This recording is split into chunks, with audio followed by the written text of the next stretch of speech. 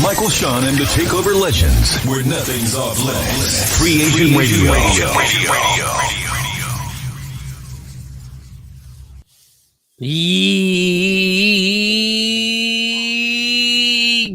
Yeah. Good morning. It is Friday morning. We done made another Friday, and I know every philosopher, I know every person says you should not live your life on Friday. Well, you know what? Y'all need to do a better job of marketing Monday, Tuesday, Wednesday, and Thursday. Is that me? Just you or Cam, Killer Cam. Oh, that's the TV. Oh, we on TV behind me. My bad. On YouTube, on the My bad. That's right. If you got, listen, it's just a smart TV I got behind me. Go to YouTube and put in that Media Room 360. You get to hear Michael, Shawn, Jay Black, DJ Cam, Sexy Mo, Shawnee Scott, and the entire Michael, Shawn, and the TakeOver Legends family. All right, man. All right. First of all, good morning. We'll start with Jay Black. Good morning, Jay Black. What's good? What up? Good morning. It's Friday. It's early. What's good? Oh, whose phone is that? Whose phone? I hear me. All right. Don't worry. We'll get it rocked out. DJ Cam, good morning. What's good? Good morning. Good morning. All right. It's going to be silly records today. We got to have a good time. It's Friday. Silly. We got to be super silly today because this week has been one of the most stressful weeks when it comes to stuff that's been going on in real life. Not just, look, this is real life. What we do here on the radio, what we do here. Good morning. Who just hit that? Sartis. Good morning. Chartiz, Jeanette. Jeanette, what's going on? Good morning, everybody. Good morning. But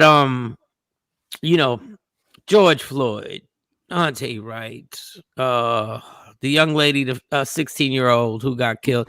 There's a lot of darkness. So today we're gonna try and give you our Friday show. Now we're not just gonna ignore the situation because we don't. Mm-hmm. Everybody on my Instagram live, you already see the comment I pinned. Everybody over there just rocking out. Good morning to everybody on that, on IG Live, on YouTube, on Twitch. Download the Twitch app, Media Room 360. That's my new thing. Smart TV, you got it. It's the Roku, it's Apple TV, it's Amazon Fire, it hit Media Room 360. If you want to listen, and if you're listening at Free Agent Radio, download those two apps. Free Agent Radio, Media Room 360. They are absolutely free. You got that? They are absolutely free. And if you ever, good morning, Queen Born 9. What's good? Queen Born. And if you ever want to get involved in the silliness, today, 609-699-1386. 609-699-1386. You get on and you have a good time, and you get your voice to be heard and give your opinion, and it could be some wild stuff or some simplified stuff. It don't matter. You know why it don't matter? It's Friday. Who we saying good morning to? Go Raymond Fox. Okay. Fox, what up, bruh? We got Jonesy in the morning on the show. She's going to be one of our guests today. Yes. This morning she'll be on the show wilding out. That'll be interesting to see you interview. You're a former co-worker and co-host. I'm looking forward to that. Michael, Shawn interviewing Miss Jones. Yeah. So we'll have a good time with that, and we're gonna be silly fun. Kathy, good morning, Kathy. Kathy be on it. Kathy be on it. Like, good morning. What up, Kathy? I don't think you missed the morning yet. These are riders. Kathy I don't think. She even was on yesterday when we was a best of playing. She was even on. I said, look at Kathy. God bless. I had to fly, y'all. I had to come home. And when you get on the airlines are trying to be slick now. The airlines are making announcements now talking about the middle seat is no longer going to be empty. Hey, Spirit, your middle seat was never empty. Who wants the middle seat anyway? Like when the middle seat sucks. I've been in that middle seat, and that's when you got to learn sleep discipline, where you got to fall asleep. When you're in the middle seat, you got to have sleep discipline. You got to just drop your chin down to your chest and just sleep still. Elbows in. Elbows in. Oh man. Now, I every seat that I get, that I book, is always the aisle seat. I like the aisle seat because I like the freedom of the aisle seat.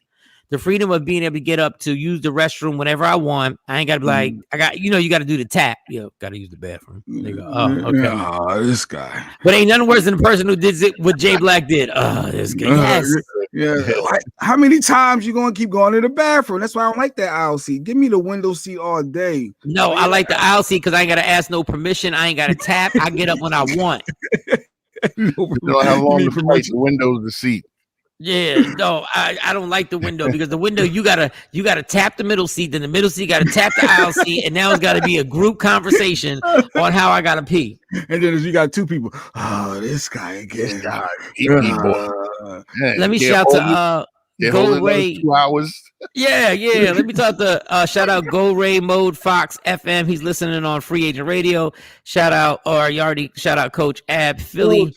Yeah, Touchstone and like DJ Touchstone likes the window seat. Exactly. It would be the blind guy who has to take the most effort to get to the bathroom. So we got to tap. Touch. And now we got to get the out of here. First of all, why do you need the window seat if you're blind? What are you looking at? We got love for you, Touch, but I'm just keeping it a buck. Always got to count Touch.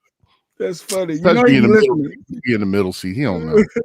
DJ Touchstone, he's the type of person who will specifically get the window seat and pull the little shade up so the sun's coming in, and then have his hands on the window like he can feel what's going.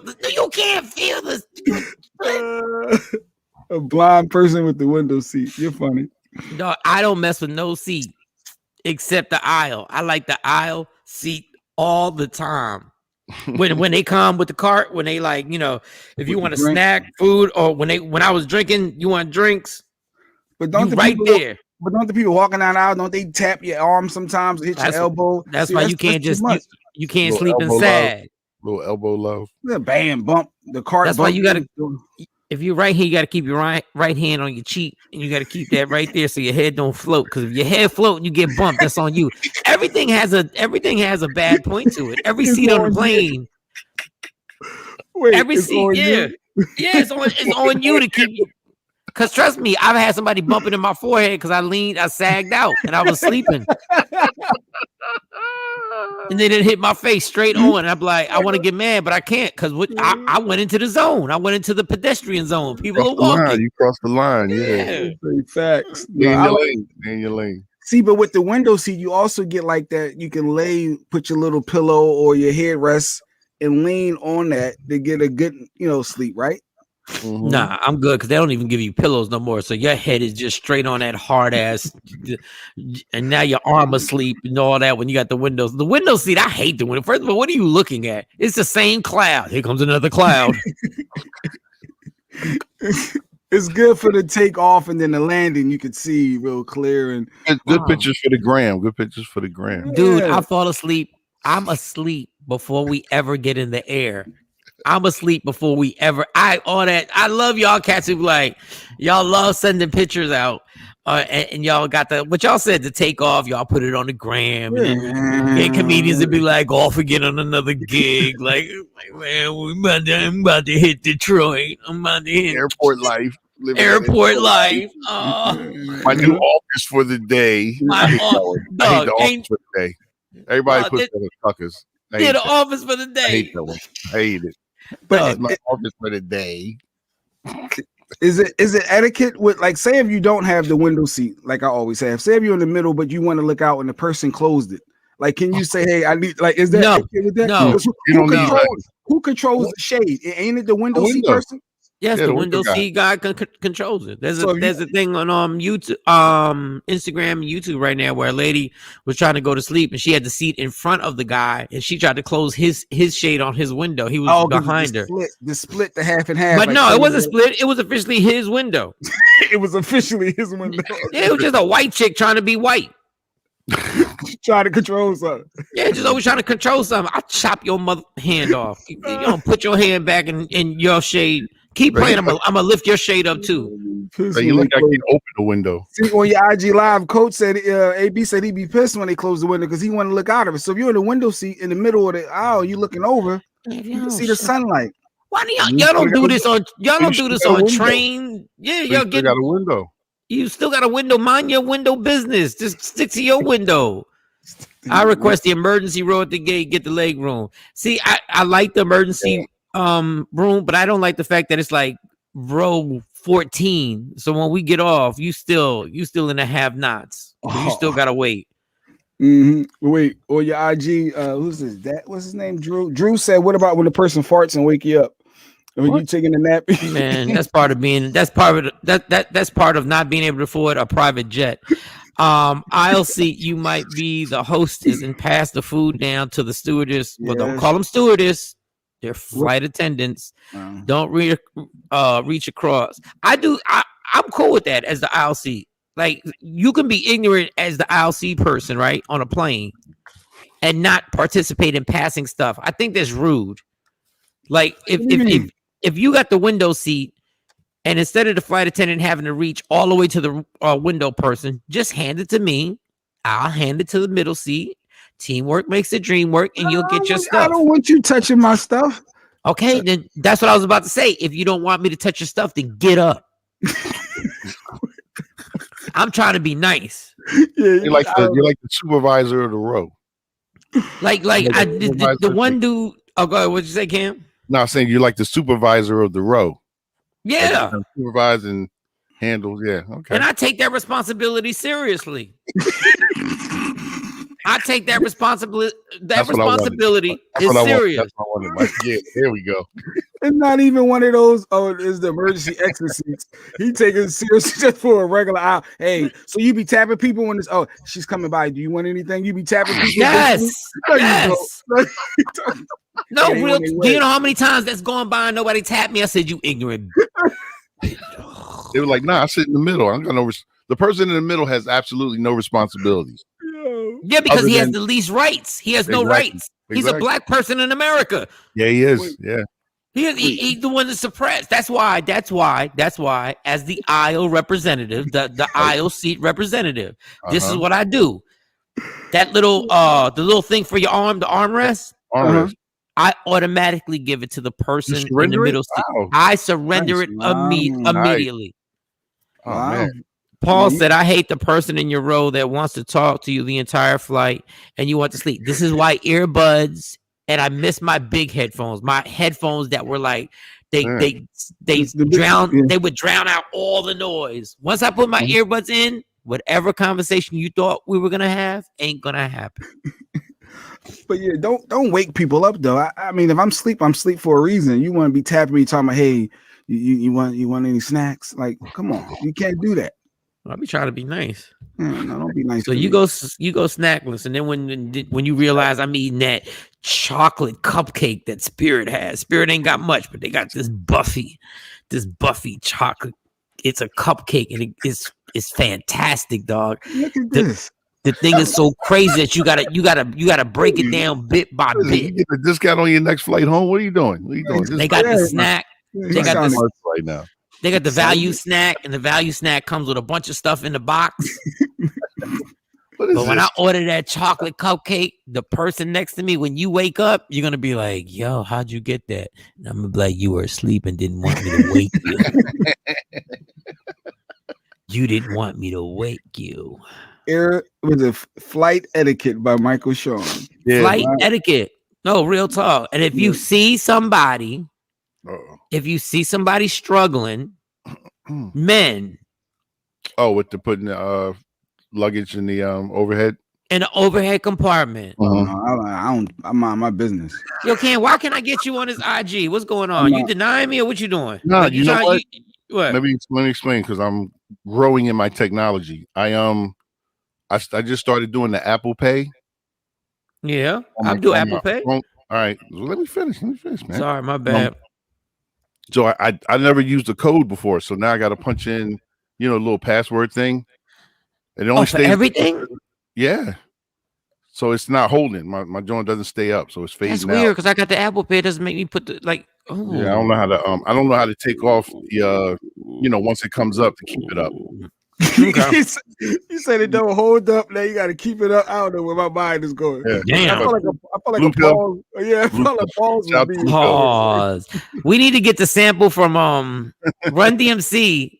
had a song where they took off their leather jackets and they tried to be real like hippie, like they tried to get hip, and they had a song called Pause. I don't know if you remember that. Yeah. They filmed the video in a club called The Tunnel, and I forget what they had on, but it wasn't leather jackets and stuff. They was something like Pause. We need that song, Pause. Good morning, Jacqueline. But you saying when somebody's struggling with their luggage and overhead, you get up and help, like you mind their business, you don't mind your own? No, I see them reach for it and then I grab it for them. Spirit's still flying. I forgot they were an airline. I heard they charge for everything you bring on an airplane. Y'all, you see, y'all don't get it. Once you master Spirit, you realize you can book a flight the day before.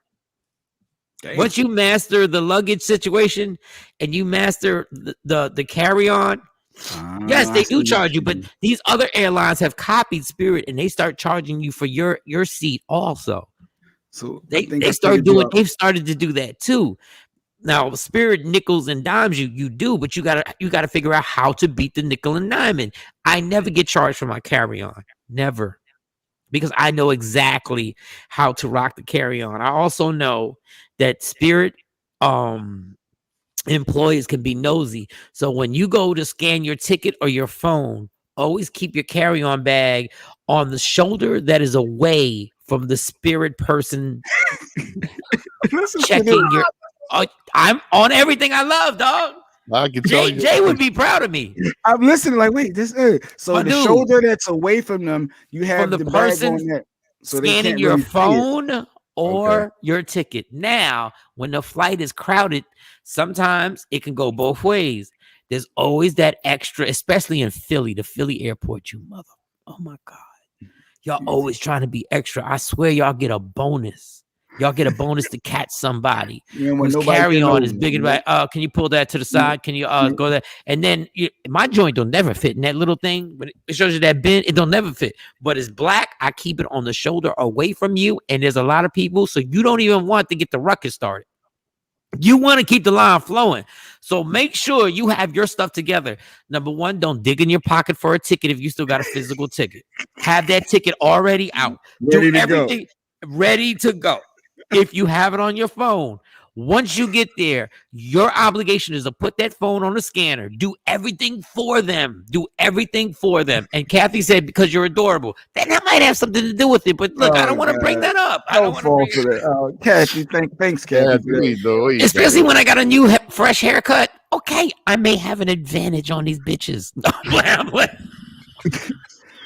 So you go through that whole process. You make everything easy. But say if you don't want to check a bag, because this is what I usually do. I know that it should have been checked, and I just take it with me. And then when you get there, then they got to put a tag on and throw it right on. You're already up there now. It's there. Because you know if it's extremely too big. You got to look. My bag, I wish I could go get it. My bag looks like a regular gym bag, right? But it's bigger than a regular gym bag. But it has that look of a regular gym bag, right? So if you carry it properly, it's just looking like you walking out the gym. So it has the illusion that it's all good. Now, mind you, I keep quiet. Even in my drinking days, I'm not the obnoxious person on the line. Shut up. Make this go smoothly. If everybody makes this go smoothly, the chances are they're not going to look for bags because the person is like, I just want to get you guys on this flight and go to my next gate. Like go to gate, whatever. Yeah. But it's your oh man, it's y'all who want to be comedians on the line. Why y'all not getting paid to be funny and y'all want some attention? Roll your stuff up and you can fit more stuff in your bag, Janet. That's true. Yeah, you roll the stuff up. Yep. You're just gonna need an iron. You're just gonna need an iron wherever you get to your destination. But yeah, if you roll them all up, yeah. No, and if you roll it up and you just when you get to the hotel to the place, just unroll it and lay it flat. If them wrinkles stay in for more than 2 hours, that means you got the cheapest material you've ever bought in your life. Like you bought something from Ross. No disrespect, but I just disrespect because I've shopped at Ross before. I'm not. Another thing, if you are intoxicated, you have to shut up. On the line, you have to shut up. Stop being Mr. or Mrs. Personality. I've been at a bar before at the airport, and I think I told the story when we record other stuff. I was at this bar and I was sitting by myself, minding my business, and a lady, and who I didn't know, her daughter sat next to me, right? Okay. And the lady was quiet. I was quiet. I was minding my business, just minding my business. Got what I got. And the lady was like, hey, and she started a conversation. I was like, cool. I'll go back and forth. I really don't feel like talking, but I'll talk. And then she had some good conversation. We started giggling and laughing. And bam, she ordered another one. We're at the airport. I think we're at the, what was the layover? It could be the Orlando airport. I think it was the Orlando one. And they, you know, she's like, hey, I want to buy you a drink. And I'm like, hey, who the hell am I to turn you down? Right? You know what I'm saying? I was like, who am I to say no to a free drink? Like, I'm like, you don't know my issues with alcohol, but who cares? It's not your responsibility. You're being friendly. Bam. Okay. So guess what? The next go round, I hit her back. I was like, I got this round. It's on me. So it's like a 3 or 4 hour layover. Bam, we both good. I'm thinking we both good. I'm like, everybody's good. We got a few more rounds. I'm chilling. I'm gonna sleep on this plane. I'm gonna watch my little Netflix on my phone. It's all good. The daughter leans forward over the bar and ice grills me. Oh, she gives me this look like. Grown daughter or like teenage daughter? No, a grown daughter. So the mom is probably like 65. The daughter's like 25, 30, something like that. And she looks over and she gives me the ice grill. And I'm like, why is this chicken? I was shocked. So I tapped out. I said, I paid my thing. I said, it was very nice to meet you. But before I tapped out, I realized that the mom was getting louder and louder and louder with her conversation. So I went from joking to all of a sudden she was like, critiquing the airport, and she was like, this is some BS airport, and then the curses started flowing, and I was like, hoo-hoo. I said, I'm out of here. I know this. I said, I know where we're going. So I get online, and I just get online. They're like, zone 1, get on, like zone 1. I get on, I get on, and we're on for like a minute. They're behind me. They're like 2 people. There's me, a person, and them. And we've been online for all of 60 seconds. And I hear the lady start up. I can't believe this BS. This boom. We sitting here waiting. We're zone 1. First of all, zone 1 in spirit just means you just happen to be the richest poor person. That's all it is. Like, this ain't like being first class on American or Delta. All you get in zone 1 is really like, some people get the big seats. Like I told you, there's no first class. There's big seats there. And the big seats are really just regular size seats, but because the other seats are so small, the big seats, and I get the big seats. I like the big seats, you know. Okay. So, but I hear the ruckus in the back. So how about I go above and beyond, y'all? I have shared drinks with this woman and her daughter. You bonded a little bit. Yep. So I put my bag down for a second, and I said, yo. Wait, you put the bag down that you're trying to hide? You ain't put that bag down. I'm risking $50 right now. I'm risking $50 to $100 because I want my spot to be safe. I'm like, dog. Okay. I don't care if you sneak something in my bag. I already passed TSA. I don't care. I already passed all that frisk and all that stuff. I go, yo, quiet down, because it was a point. I forget what had happened, but it was a point where they're real sensitive to people coming on the plane intoxicated. So I said, just chill, just like, don't say nothing else. And I thought I made eye contact with the old lady. I thought I made a breakthrough. She was like, okay, I got this. Okay. I turned right around. She started ranting again. I said, they're not going to make it. I've seen this too many times.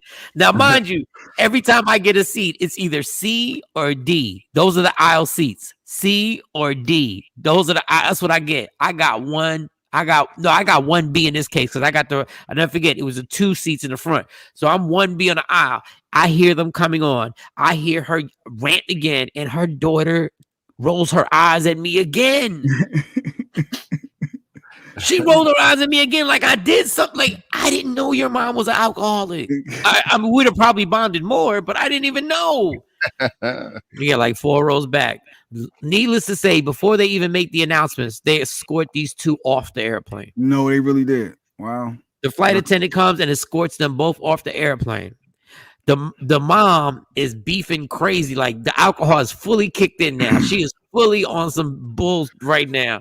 And then the daughter walks by me and gives me one more last ice grill. And that was the one that almost pushed me over the top. I wanted to be like, that's your mom. Why didn't you say nothing? Why didn't you say, no, maybe not. We don't really want to accept your drink or whatever.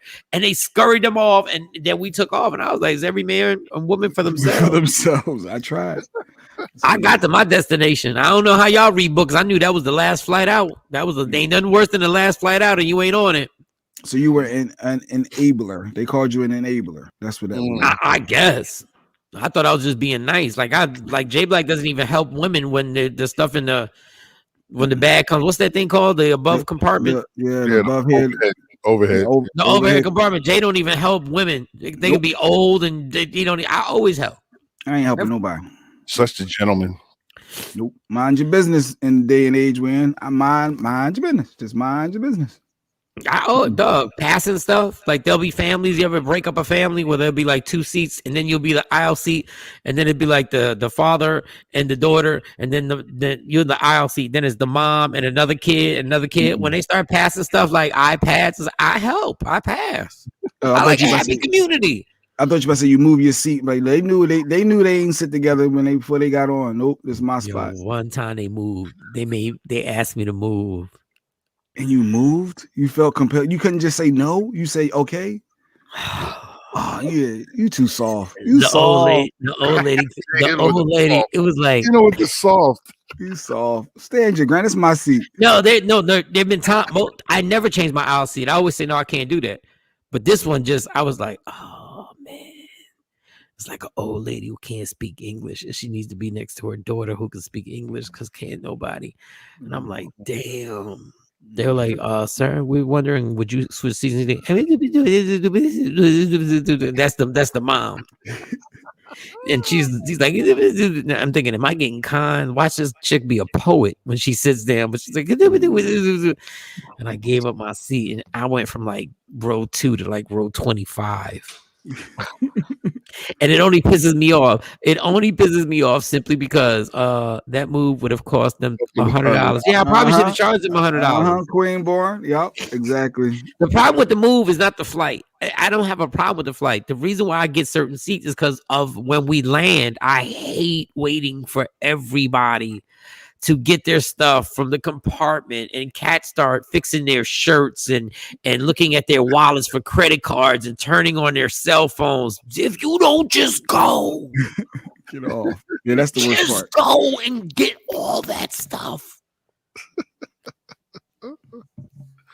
Right. Before COVID, the person that used to kill me is the person that would sit in your row and they'd want to wipe down their entire seat for like 20 minutes.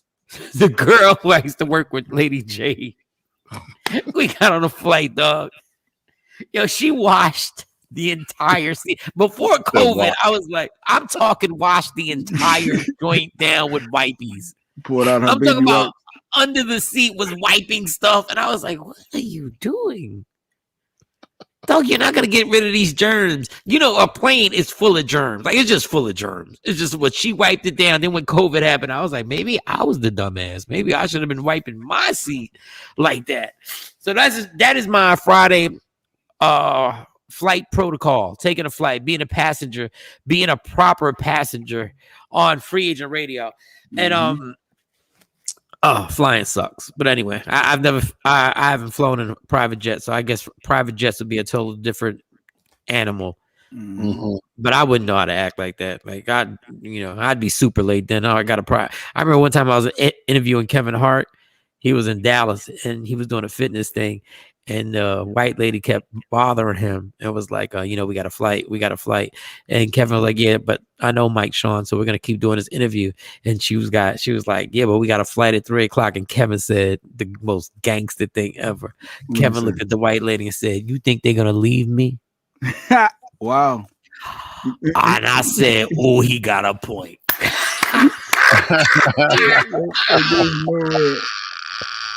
Yeah. That's hot. He was Mr. Giddy and happy. When he looked at her and said, do you think they're gonna leave me? And I said, oh God, because they would leave me. But they're not gonna leave Kev. I said, you got a point. They're not leaving Kev. Hey, yo, Cam, what's going on with you on my Instagram live? Somebody said congratulations to DJ Cam for finally getting Apple Pay. Was that a struggle or something? Nah, just the upgrade. Oh, I haven't been tapping all that. I still have a card that swipes. I still have a card that swipes too. Yeah, so I'm just a little slow when it comes to the technology personally, not in business, but the personal side. Yeah, the Apple Pay. I got Apple Pay for certain things. Kathy said her comment is, "Have you ever been offered money or a voucher to give up your seat and fly another day?" I only took the voucher once. It was like a $300 voucher. But because I was flying back, I fly back and forth so much. Sometimes if you ain't got nothing to do and somebody's going to give you a voucher, all you have to do, especially on like Delta, American, their vouchers are standard where it doesn't have to be off peak or on peak. You got to watch Spirit with their vouchers. And you got to let them know this is not off peak or on peak. This is whenever I want to fly this voucher. Like the voucher I got from Spirit one time, I booked the flight because I knew how much I was going back and forth. They thought I was playing. I said, okay, I'll take the voucher, but I need you to book the flight right now. Mm-hmm. I need you to book the flight right now. And they booked it, and I got damn near a round trip for free. Kathy also said our flight was offered for $500. Then I went up to $700 in a hotel. Sold. I wanted it bad. I was ready to go home. But you be wanting to go home so bad though. You're like, nah, I'm good. Nah, I'm not giving mine up. I'm good. You get quiet. When they got the $700 in a hotel, I'm not going to see the family with that flight. $700 in a hotel. I'll see you tomorrow. Yeah. I'll see him. Daddy will be home. I just got a $700 voucher and a hotel. Ooh, when they start doing them, but that's when all right, this is my last point on airplanes and airlines. It should be illegal for airlines to overbook flights on a regular basis. They should never be able to overbook a flight. Like I've had because I checked in late and somebody checked in before me and they overbooked the flight, they took my ticket. Because you checked in late. Because I didn't check in late. I checked in 30 minutes before. So that my friend should be totally illegal for you. That's like having an arena that holds 5,000 seats and you constantly sell 6,500 seats to every show. No, I get it though, because say if you don't show up and then you got an empty seat that you could have made that money on, that you just switching it. So that's the risk. You can't sell 6,500 tickets to an arena that holds 5,000 every time. They still pay for it, but you didn't eat it. You're trying to make double. You didn't eat it. They paid for the seat. They didn't show up. Not with the airline, you can just change your flight, and then now that seat is open. Now you can change your flight. There's a penalty for changing your flight if you don't change it within a certain time. Right. They got that money. They got you cannot overbook for real. Like y'all really gonna keep overbooking, and how y'all overbook, and then still got people flying standby. How is this happening? You're selling these seats like 3 or 4 times over. And just in case those 3 don't show up, you can get on. Yeah. Oh my God. Oh yeah, that sucks. And I should have taken advantage of the thing where I could skip the TSA, but I never had the patience to apply for it, where you ain't got to take your shoes off, you ain't got to do none of that. You just walk straight. If you have this one thing, like I know Michael Blackson has it, and all them it's before you get the private jet status. You got that thing where you're not doing the same TSA, and they run some BS background check, and trust me, let me tell you something. I don't wish this upon this country, but the TSA is so laxed right now. Philly, y'all so lax right now.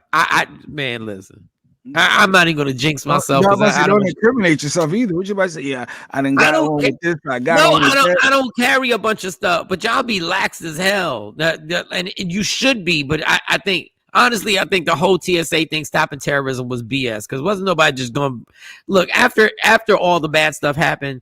Like terrorists knew they wasn't just going to bring the bomb, go through the scanner. Like you're not going to just bring it and go through the only dumb rappers still leave their guns in their bags and go through the scanner. Nobody else. I forgot. Only dumb rappers say, I forgot I had that Tech 9 in my bag. Like. That's why you take it apart. You heard Do It All share that Tupac story where he said Pac and his team, They took the whole barrel of this, the clip there, the spring here. They separated all the individual pieces, and then when they got to their destination, they formed it back to Voltron. You know, they formed it back and bam. That's a lot to do just to have a gun, yo. That's a lot. Yeah. And I know me, I would have missed the part. Something would have happened. I love the pre-approved. See, Queenborn got the pre-approved TSA check-in. That's nice. What I need to get. I need to get that. Yeah, you need that, especially flying a lot. Yeah.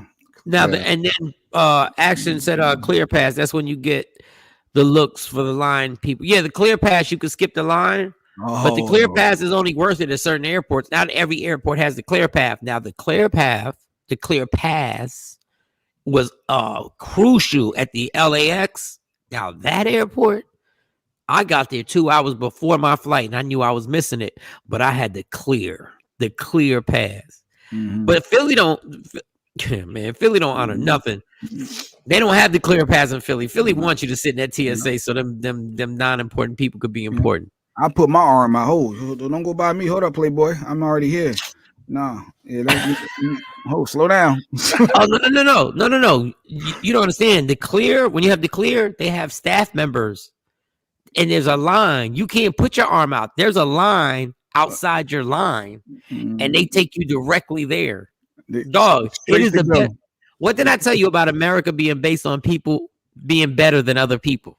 Mm-hmm. We talked about this last night. America is based on people being sold that they're better than other people. Clear Pass is the absolute essence of it, because it will be a 45-minute wait, and a person with a nice, clean uniform will walk you, and they will grab your bag. For you. They'll grab your bag, and you will cut the entire line, and people looking salty. I'm like, I don't know what to tell y'all. Yeah. I do that at amusement parks. I look salty when the fast pass people come by, and I'm like, yo, I'm about to finally get there. And here come this family laughing, giggling, and walking right on by. Yo, that's the problem. I took my kids to we went to Disney World 4th of July weekend a few years ago. I don't know which one of my kids were. we had the pass, but you know, you got to get there between a certain time. Like your pass for everything, you got to book it the day before. So you got to book all the rides. So if you go on a certain roller coaster, you got to be there from 8 a.m. between 8 a.m. and 8:15 a.m. and you skip the line, right? I don't know which one of my daughters said it, boy, but I realized y'all some spoiled asses. She said it out loud. I can't believe those people wait online for this. As y'all walking by people. As we walk by. So rude. So disrespectful. Oh my God. I can't believe people waiting. You just so if the twins are 15 and Monty's 17, so that was like 3 years ago. That must have been 3 or 4 years ago. And they're at that age where nobody knows how to edit or filter anything. They're looking at the people as we're walking by. I can't believe you guys are gonna stand online for 2. Come on, guys. Let's go. What are we doing? And you look, I don't mind her. Forgive me. No, I just kept pushing everybody along. I was like, God, y'all be acting like you're there 6'5". If y'all don't hurry up and keep walking, keep it moving. So rude. Oh man. And we weren't on the food plan. You know how you be trying to budget on a vacation? You be trying to have a budget like, all right, this is the amount of money I want to spend, right? Mm-hmm. When the kids ask for something, you're on vacation. You don't want to be that parent who want to be too budgety on vacation, because in your mind you feel like you failed your kids if you like get too budgety. You know what I mean? Like you like, all right. So I was trying to balance everything out. I was like, all right, I didn't get the food plan, but the food plan was a certain amount. But I was calculating that we were spending the same amount, so we were going to end up even. Like basically, we didn't need it, right? We were going to end up even. But then I remember one night, I think it was Monty. She was like, "Who's in the mood for ice cream?" Right? And I'm like, "That ain't in the budget." Let me look. That's not on the list. That ain't on the list. I was like, everybody should be full. Everybody's eating all 3 meals. We've had some snacks at the park. Your stomach should be messed up because we done had some snacks in the park. You know, them park snacks, they get to your stomach. Like you already know, they ain't them. I don't know what them snacks do at the park. They delicious, but they are vicious. She said, I was in the mood for ice cream. I said, I hope nobody. I said, damn. So I got a video. I still got it on my phone. We going to get the ice cream. That's too funny. No, I can't stand when you're on vacation, yo.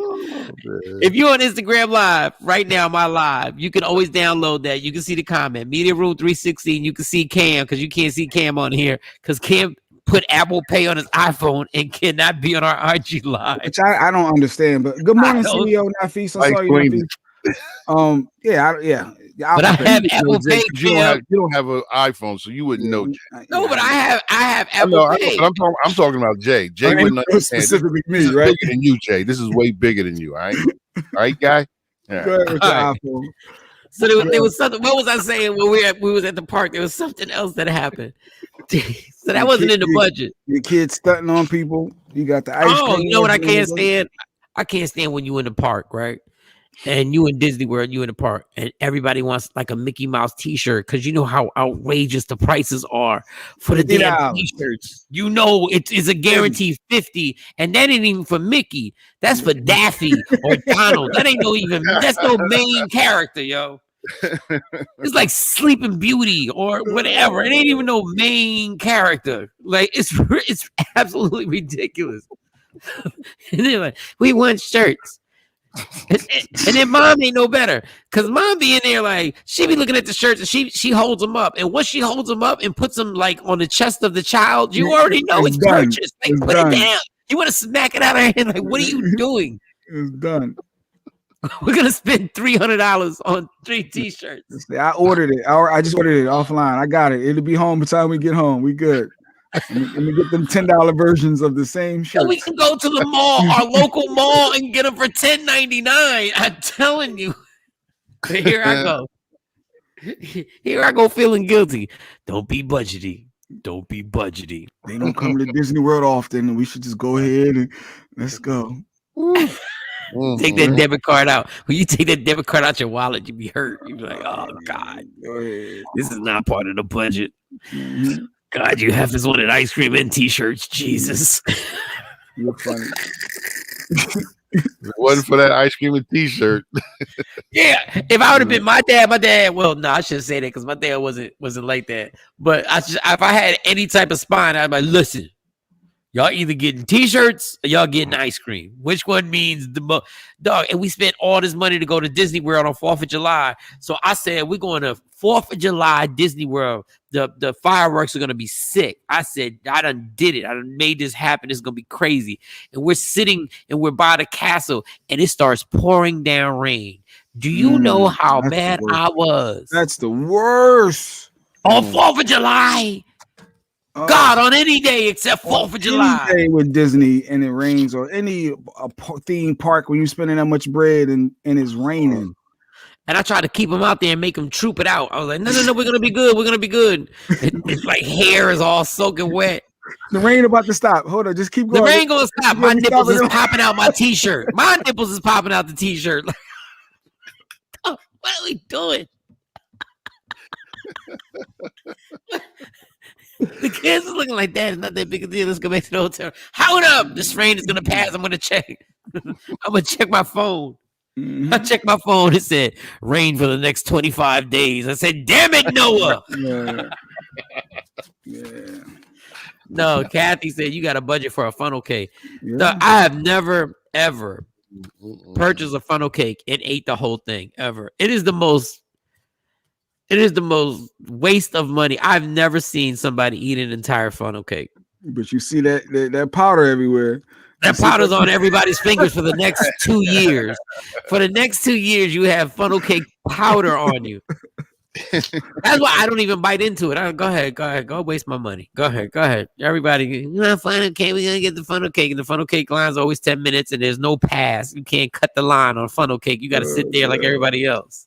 You got me one funnel cake now. No. Funnel cake is let me get the crunch. No, funnel cake is good for the first 3 pieces. Yeah, the corner. Give me the corner. Let me get the corners. Yeah.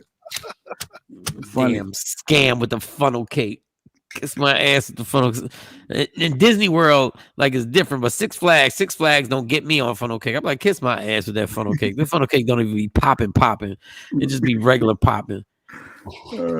Six Flags be so hood sometimes. Their employees, I don't care if the employees are white or black, they be so hood. They don't give a damn. They be so overworked. They like Disney World, they be having to put that it's a small world after all. It's like they got to do the whole thing. They you could tell that they're being like watched. Mm-hmm. Six Flags is like going to McDonald's and the ice cream machine never worked. Like Six Flags is like they don't give a damn when they run out of stuff. They don't care. There's no type of we're what? So sorry, we ain't got it. Hot Fudge Sunday. Oh, I know that machine is down. It's always down. I gave up on trying to get Hot Fudge Sundays. I gave up. Six Flags employees don't even be checking the roller coaster, the shoulder resistant thing. When you get, they don't even be checking them. You be having to raise your hand like, yo, check my shoulder restraint. I need my shoulder restraint. You got to raise your hand like, yo, I don't think my shoulder restraint. Disney World, man, they wipe them down for you. It rains every 2 hours in Florida anyway. It will stop and start again. Kathy's been to Florida a lot. All right. Yeah. All right. Now that I rambled for that, because I'm telling you, it's Friday. We're trying to have a good time on Friday. We're just trying to have a good time. Everybody on my Instagram Live. You already know the rules. You can download Free Agent Radio, download Media Room 360. Media Room 360, you get to see us, and see Cam. Because Cam has Apple Pay, and for some reason, he can't get on IG Live. You got Apple Pay, you can't be on IG Live. When you got a certain amount of money in your account, you're just a little too big for the IG, son. That's what it is? Yeah. I'm going to go with that. That's what you're going to run with? All right, sounds good. If you have Twitter and IG, you can't get on the IG Live. Like, you got to have a specific plan. I don't know what Cam's got a specific plan. If you can get the weather updates. And IG Live, you got to decide. What? All right, y'all. We're gonna when we come back. What time is it? Because I'm on my phone right now. What's up? Almost 8 Eastern, 7 your time. Oh no, you Eastern right now, but yeah.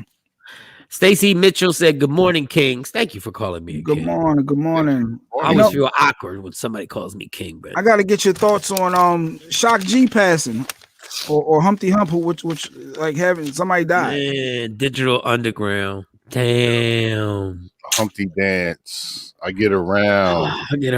Same old song. When my people forget, if there is no Digital Underground, there's a chance. Yeah, same. Yep. There's a chance there's no who. They might not be a Tupac. Yeah. Yeah, it's the truth.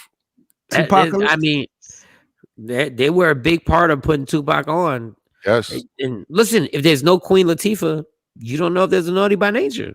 Yeah. So they're intricate in the path of having other rappers come on in.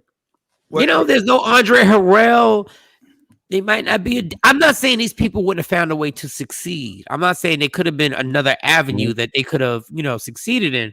But if there's no Andre Harrell, there could be a chance. There's no Diddy the way we know Diddy. If there's no Diddy the way we know Diddy, as much as we criticize Diddy, if there's no Diddy, then they could not. But you can say that not be a biggie. You can say that about anything, and if there was no a Mama Michael Shawn, it may not be. Yeah, but it's the truth. Yeah. There's always a path. You don't create your own path. Somebody has to bring you along or co-sign you at some point in time. Who's Motown? All of us got on radio due to a co-sign. We just didn't walk to the station and get on. Yeah, everybody had a co-sign. Yeah. Well. No, so I mean, it is a huge Tupac with Digital Underground. Did you ever respect Digital Underground as like hip hop artists? Because they was with the gimmick with the whole Humpty Hump thing.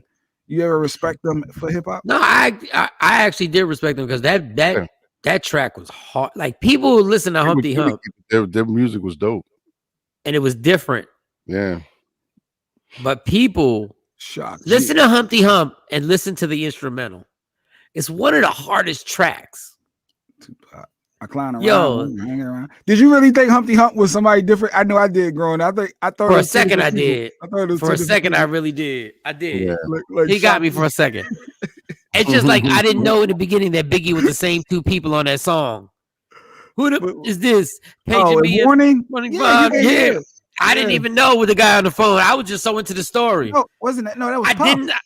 Wait, no, that was Biggie. What song am I Biggie. thinking about? I'm thinking about two different ones. Yeah, and Warning. It was big. Both of them. I love what he said. I didn't say him. I love the correction. That was I didn't say him. It was a fame from Browns. Yeah. Correction. I'm thinking your man said, "Yo, wait a second. That's my dude. Love wouldn't disrespect."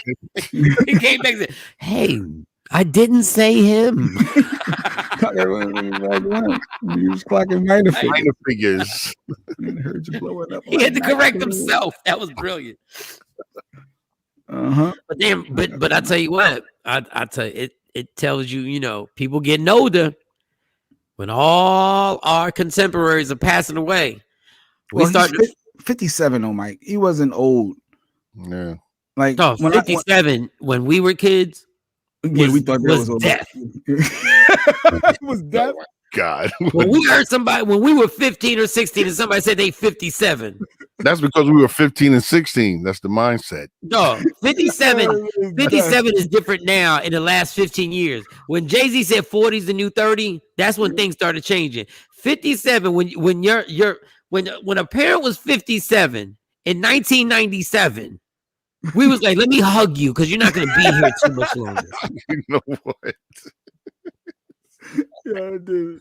No, 57 is 3 years from 60, my G. It's 3 years from 60. So okay, all right. Y'all better start walking. Y'all better start hitting the gym a little bit. Because we in that realm there where we losing our contemporaries. Look at Shark G. He looked fine. He didn't look like he was out of shape or anything. But how did he die? Did we know? Did they say what was the cause of death? I didn't see that. Yeah, people get caught up in the health part. You can get hit by a bus walking out the gym. You're disrespecting OG status. They say on your IG live. You disrespecting. No, I'm not. No, don't forget the LOL after it. Don't forget the LOL after it. Yeah, Shock G. Gotta get. I'm telling y'all. I'm cutting a lot of stuff out. The last hindrance I have is them damn black and miles. It's the last hindrance I have. And every time, and it's funny, every time I try and do some exercising that turns into like some real cardio where it's just like that immediate, you gotta dash and do this and then jump and then do a push-up and then crawl and then do this. I feel them black and miles coming out my lungs and I'll be like, God, I gotta get off these black and miles. Then once I get done working out, the best black and miles of smoke is after the workout. It's so ridiculous, though. Because your lungs be so open. Like after you work out, and all them things go right to you. I'm like, this is the best black and mild ever. I'm getting the full bit of cancer. Like what? Do you actually taste something? I mean, I've never been a smoker like that. Do you really taste something? Like yeah, the Jazz black and miles are vicious. They taste so good. A Jazz black and mild. I don't know who smokes the wood tips. Pause. I do the plastic. Them Jazz black and miles. Like I'm about to have one in like 60 seconds. It's gonna be amazing. But you know that it can do what it can do to you. So why continue to smoke? I know you're being funny right now, but why? Why smoke if you know? It's the same reason why you can't stop eating bacon. Same reason why you gotta have bacon on everything. Clogging up your arteries. That's different. Bacon is different. Bacon is death. Why you gotta talk about my bacon though? Wait, bacon, I'm talking pork, beef.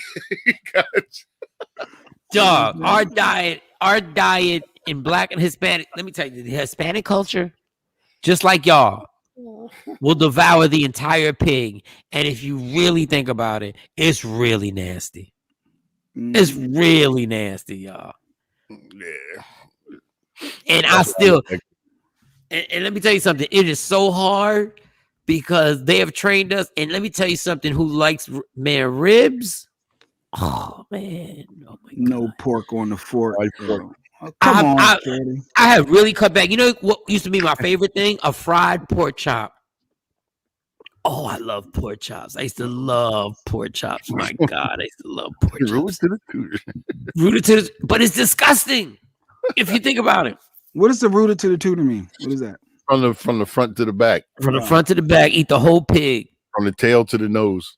Eat the whole. You know, it's disgusting. I used to go to the beach with my Puerto Rican family, and it'd always be somebody who have a pig being roasted, and they'd spin the pig and put the apple in the pig's mouth, and the pig would still have the snort. I was disgusted. I was traumatized. That is disgusting. What type of people do that and just spin the pig? I'm like, it's a real pig. I'm thinking of Porky Pig. I'm a kid. I'm like, you guys are spinning Porky Pig. Disrespectful. And Stacy said Oscar Mayer. That was my fave. Now you gotta do thick cut, Stacy, because the regular Oscar Mayer they got cheap. Now it'd be a little thin. Oh, it's just thicker to kill you. Let me get the double crack. Puerto Ricans eat the wildest stuff. You ain't never lied, Ty. You know Puerto Ricans, yo, we eat some crazy stuff. I had to fall back off of it. Like I was like, y'all look, and it tastes so good. But then when somebody explains to you exactly what you're eating, you're like, what did I just do? Like we've been eating the groceries since we was kids. We've been eating the groceries. Nasty. You like Scrapple? You like Scrapple? No, and then when I found out what Scrapple was, I was like, don't nobody even know what Scrapple really is. Scrapple is the ish. What it is. That's my ish. Some good Scrapple. What? Fried food is a treat to me now. You're right. Frying stuff is the worst. We'd be wondering why. We'd be wondering why our kids. Like I was skinny as a kid, and then when I got older, I got fat. Like in my early 30s, because we just went all the way in. But if you eat a Big Mac, let's just say you get a Big Mac meal, and you got a Big Mac, and you got French fries, and you got a soda, and you drink the soda, and you eat that whole meal, you have literally just eaten over 2,000 calories in one meal. They say you're supposed to have between 1,500 and 1,700 calories in one meal. You've knocked that out, like in one meal. And yeah, Scrapple, grits. What's the other one? I don't know about no turkey Scrapple. Though. I never had turkey Scrapple. I never had turkey Scrapples because now you're just trying to make yourself feel better. It's still bad for you. I had a dude that was eating raw oysters with lime and spinach. I was like, hey, yo. Well, if a dude is eating raw oysters with lime and spinach, there is nothing he's not gonna taste on you, girl. I'm gonna tell you right now. What does this say? Explain what Scrapple is. Scrapple. So, wait, do everybody know what Scrapple is? Jay, you don't know what Scrapple is. I do. It's everything left over from a pig. Bam. From the do you know what's left over? No. But do you know what's left over? I know it's good. That's what I know. That's what I know. And my mom back in the day used to put the flour on it before you fry it. So wow, it's good and crunchy. What? It's different flavors of Scrapple from a body. You just think about it. Hey, Jay Black, have you had the different with bacon and flavors? Oh my God. I didn't know different flavors. I used to just do the main. But think about it. It's whatever's left over from a pig. So you could be eating pig balls, like whatever it is that's left over. I have an iPhone. That's some breakfast. No, we don't have it. They don't got it in Texas. Oh my God, I feel like I need to ship you some down there. Scrapple. After bacon, it's Scrapple and then sausage. Jay, bacon, you don't know nothing. Then sausage. No, you don't know nothing. Sausage, all that don't compare to nothing. Come to Texas, right, and go to the state fair. And they will fry everything. They have a state fair that has a football game. It's the most unhealthy. You feel like you're going to die after you eat everything. They have they literally will fry a cheesecake. They fry ice cream. And it tastes so amazing. Fried butter. I never even had the fried Oreos. That sounded weird. I know people always into the fried Oreo. No. It is. You will be so strung out. It's like the first time people did crack. I ate it. They would come to the station and test their stuff that they would have. I've never tasted anything that damn good. And I knew for a fact that this was going to be something that was going to kill you if you had this twice a year. Jay, there's some nasty. Yeah, action, you bugging. I'm going to have to send you some action. And then y'all can try it on your on the break room. Yo, when I say Scrapple is the truth, it's the truth. Trust me. Somebody in my IG, like, it's the truth of death. I don't eat pork, just baby back ribs. Coach Philly, how the hell you say I don't eat pork, just baby back ribs? That's like saying I don't smoke crack, I just do heroin on Fridays. Like, what are you talking about? Ribs are. Well, you can get beef ribs. You don't have to get pork ribs, but they just as bad for you. Beef ribs ain't called baby back. Baby back is pork. Oh, well, then, yeah, see right there. So I just do baby backs. I just get the little ribs. So you just eating spam. No, spam is different. Fried spam with some scrambled eggs back in the day. I remember eating that. Spam. Somebody said eating a fried egg and you dip it in the yolk is like having a miscarriage. Eating a miscarriage. I said, oh my God. It is so true. Oh, the sunny side up. I'm like, what is fried egg? Oh, man, what do we do? How do we get on food and Scrapple? Like, I don't even know how we got here. I don't eat pork. Never have. Don't even know what it tastes like. Oh, good for you. Good for you. You listen. Good for you, brother Paul. Brother Paul, no, for real. Brother Paul. It really is. Yo, your arteries are so clogged up with this stuff. It's crazy. It's It's really crazy. I went to Fires in Camden and they had turkey ribs. And y'all was eating the turkey. I know the turkeys was pissed. They was like, God, now y'all eating our ribs too. Yo, we actually every Thanksgiving, I feel so bad for turkeys because every Thanksgiving we literally it's a slaughter of turkeys that goes down. And I know them turkeys got to be terrified because at a certain point, they got to start figuring out what time of year is coming. And you're like, yo, I know chickens got to be giggling like, go ahead. That's the type of thing we get all year long. Wait, Tosh never heard of Scrapple? And she's from New York. I know they got Scrapple up in New York. God bless her soul. God bless. She was spared. She was spared from the Scrapple. Try some pork Scrapple. Try it. Trust and believe. Try it. It'll change you. It'll change your perspective. Change you. I have a prediction, y'all. I have a prediction. I'm not saying this in a mean way. I'm not saying this in a mean way. The doctor is going to force Jay Black to change his diet. The doctor? Your doctor is going to force you to change your diet. Why? What do you mean? I'm down 70 pounds. What are you talking about? I'm good. Dog, your arteries don't lose weight. Not about weight. Your arteries don't lose weight, dog. What? You eat bacon entirely too much, dog. Every day. That's my brother's choice. I can't go. I need my bacon. Don't even ask me about smoking a black and mild. You eating bacon, dog. Every morning. God, you got. I'm trying to smell if my wife's cooking it yet. Now, not. This dude, I was on the phone with Jay Black, and this dude is like, "Yo, they fighting at the Checkers or whatever fast food place, and they were fighting, and he was like, "Yeah, but they ain't putting no bacon on my burger. I gotta go back and." So Cam. So actually, this was yesterday or the day before. 2 days ago. So I went to Checkers. Anytime I live in the suburbs now, outside of Philly, there's no Checkers. So anytime I go to visit family or friends, right. I gotta hit Checkers up. I love Checkers, bacon, cheeseburger, fries. So I go in there. And I walk in and they hollering at each other. The girl leaving, telling me, yeah, you always trying to ish and have sex with everybody in here. So the girl, I guess, quit. She must have quit because the way she was screaming and hollering and cussing everybody out. So she leave. And as she holding the door open leaving, I walk on in and I got to get my bacon cheeseburger. So the girl said, I apologize for all that. You know, stuff just went crazy. So I order my food. Bam, food comes. As I'm leaving. Before that, the girl hollers, when I come back, it's going to be a homicide up in here. Y'all think I'm playing.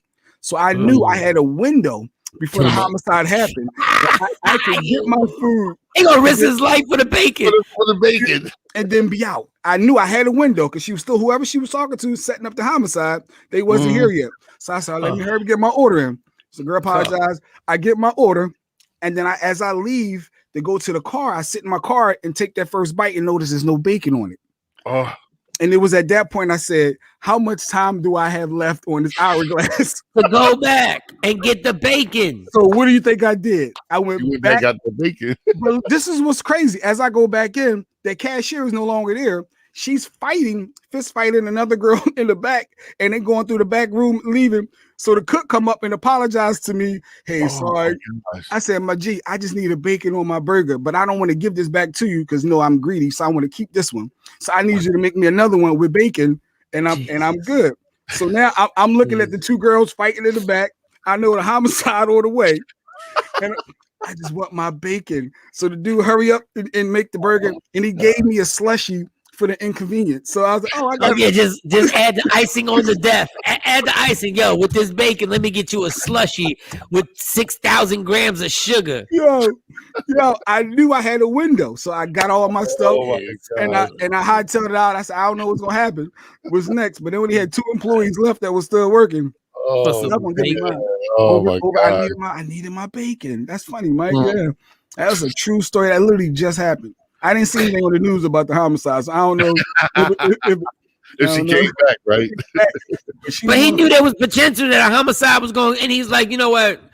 I will risk my life to risk my life. Like, I will risk my life to get this bacon on my. So I'm gonna risk my life twice. I'm gonna risk my life. You're always trying to ish and have sex with everybody up in here, and F you, and the dude, he hollered back, whatever, ho. And I'm like, yo, I just want my food. Like, do y'all have any bacon in there? Before y'all continue, do y'all have any bacon anywhere?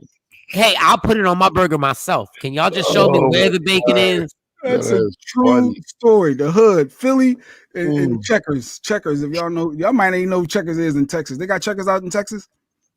I think they got some type of Checkers, but whoever added bacon to a damn cow burger, whoever added that was really trying to kill people. Whoever was like, yo, that's like if somebody right now adding mac and cheese to a double cheeseburger. Like, yo, you know what we're going to do? We're going to add mac and cheese. We're going to add, you know what?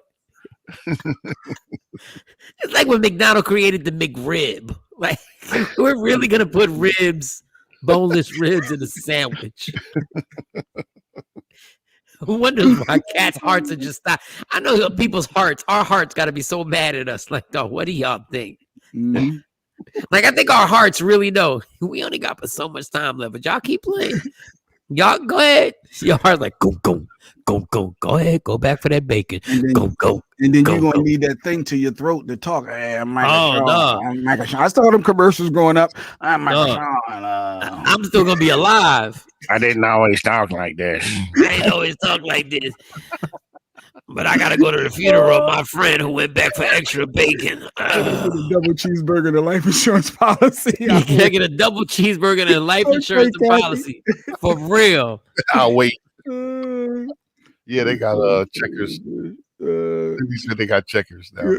Yeah, they got Checkers is the greasiest ever. Like Checkers, you order grease with your thing. Like Checkers is a grease. Like Checkers. Yeah, you take the burger and just take it out of the thing, it will drip. Dude, it'll drip. The Checkers grill must look like my George Foreman grill at my apartment because my George Foreman grill looks disgusting. I know that's what their grill looks like. With Tasha, oh, funny. Remember you told your KFC story the other day. So Tasha, she was looking for that number 28 with the what is it? The chicken inside the Krispy Kreme, inside 2 Krispy Kremes. Did you find it? Because I don't know if it's still on it because I posted it. I still have the post on my Instagram, but it's like way back when the COVID just started, and people thought I was lying.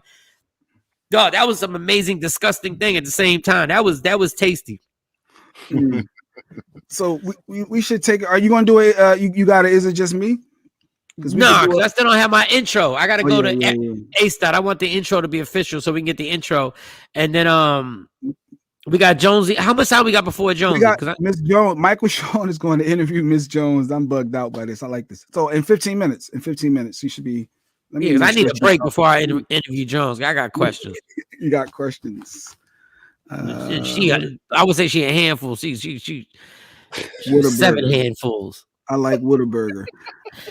When I went out there, I had a Whataburger. I wasn't impressed with the Whataburger. Now, what I'm not impressed by is that I thought it was a Whataburger because that's what they kept saying. Whataburger. And I was like, Whataburger? Why would you call somebody Whataburger? Like, why is it? I'm thinking water.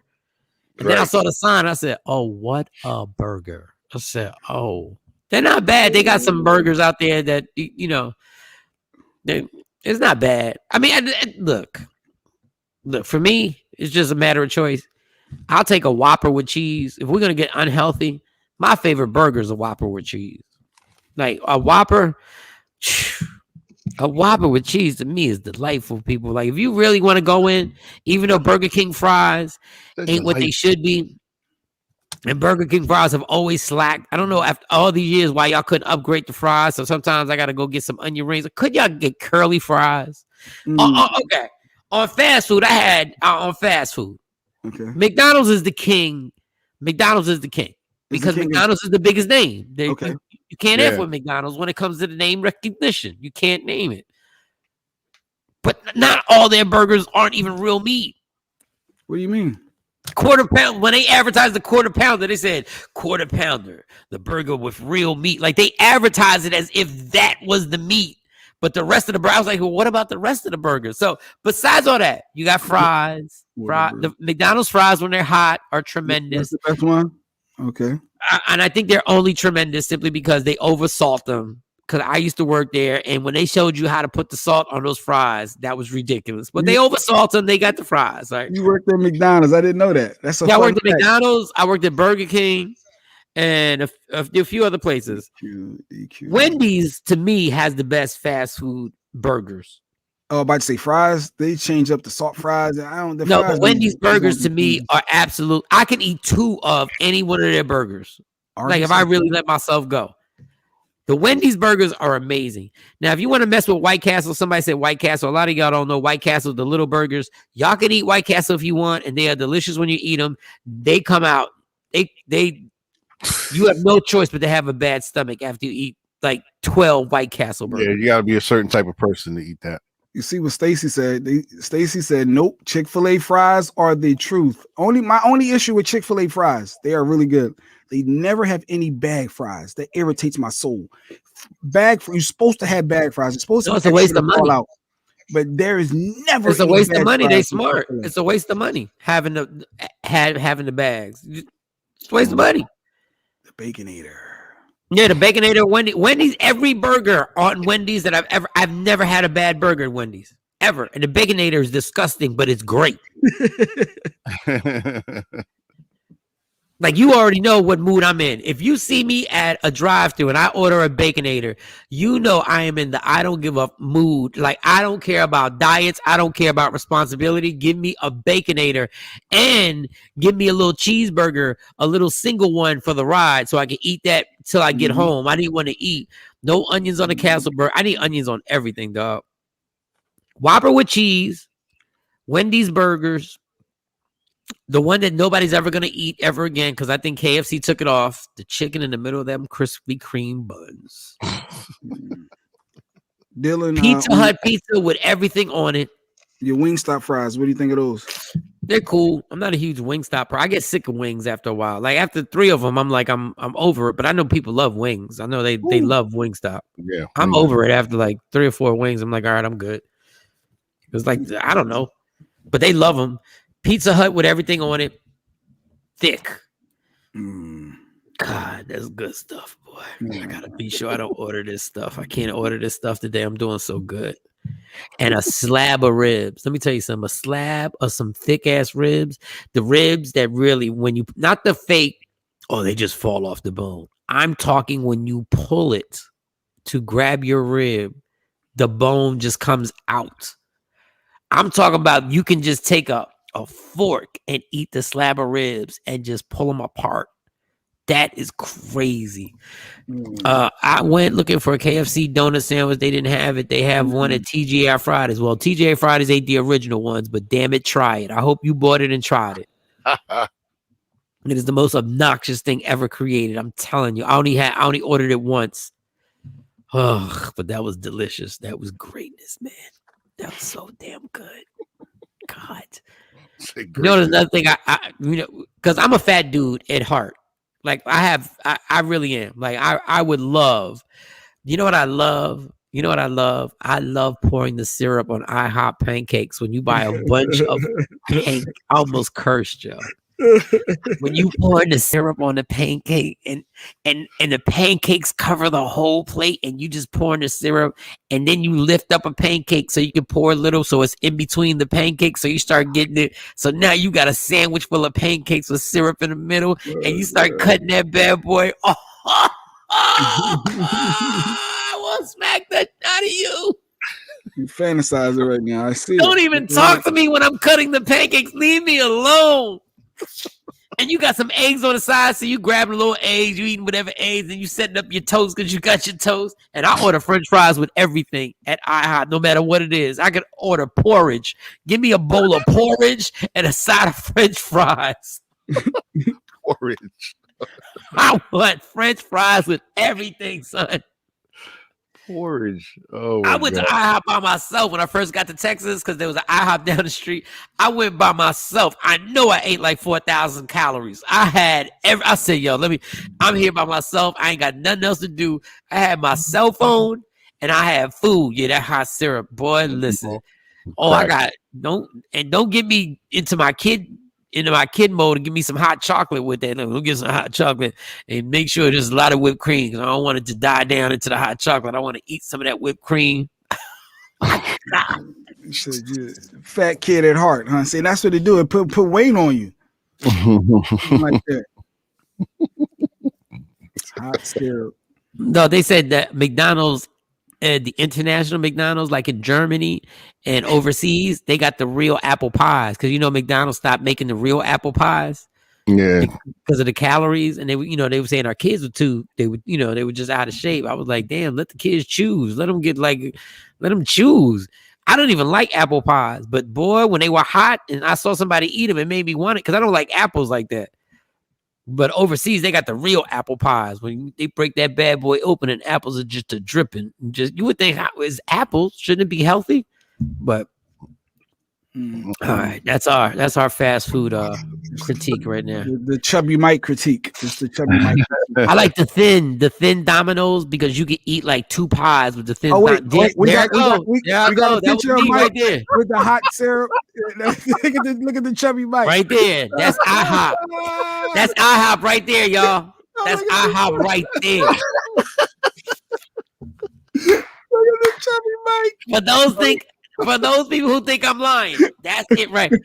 That person right there would go to a 24-hour McDonald's, right, and get the Big Mac, the #1, right, with an orange drink, and I'd get a 1/4 pounder so I could eat it on the walk home. That's ridiculous. Look at that, Mike.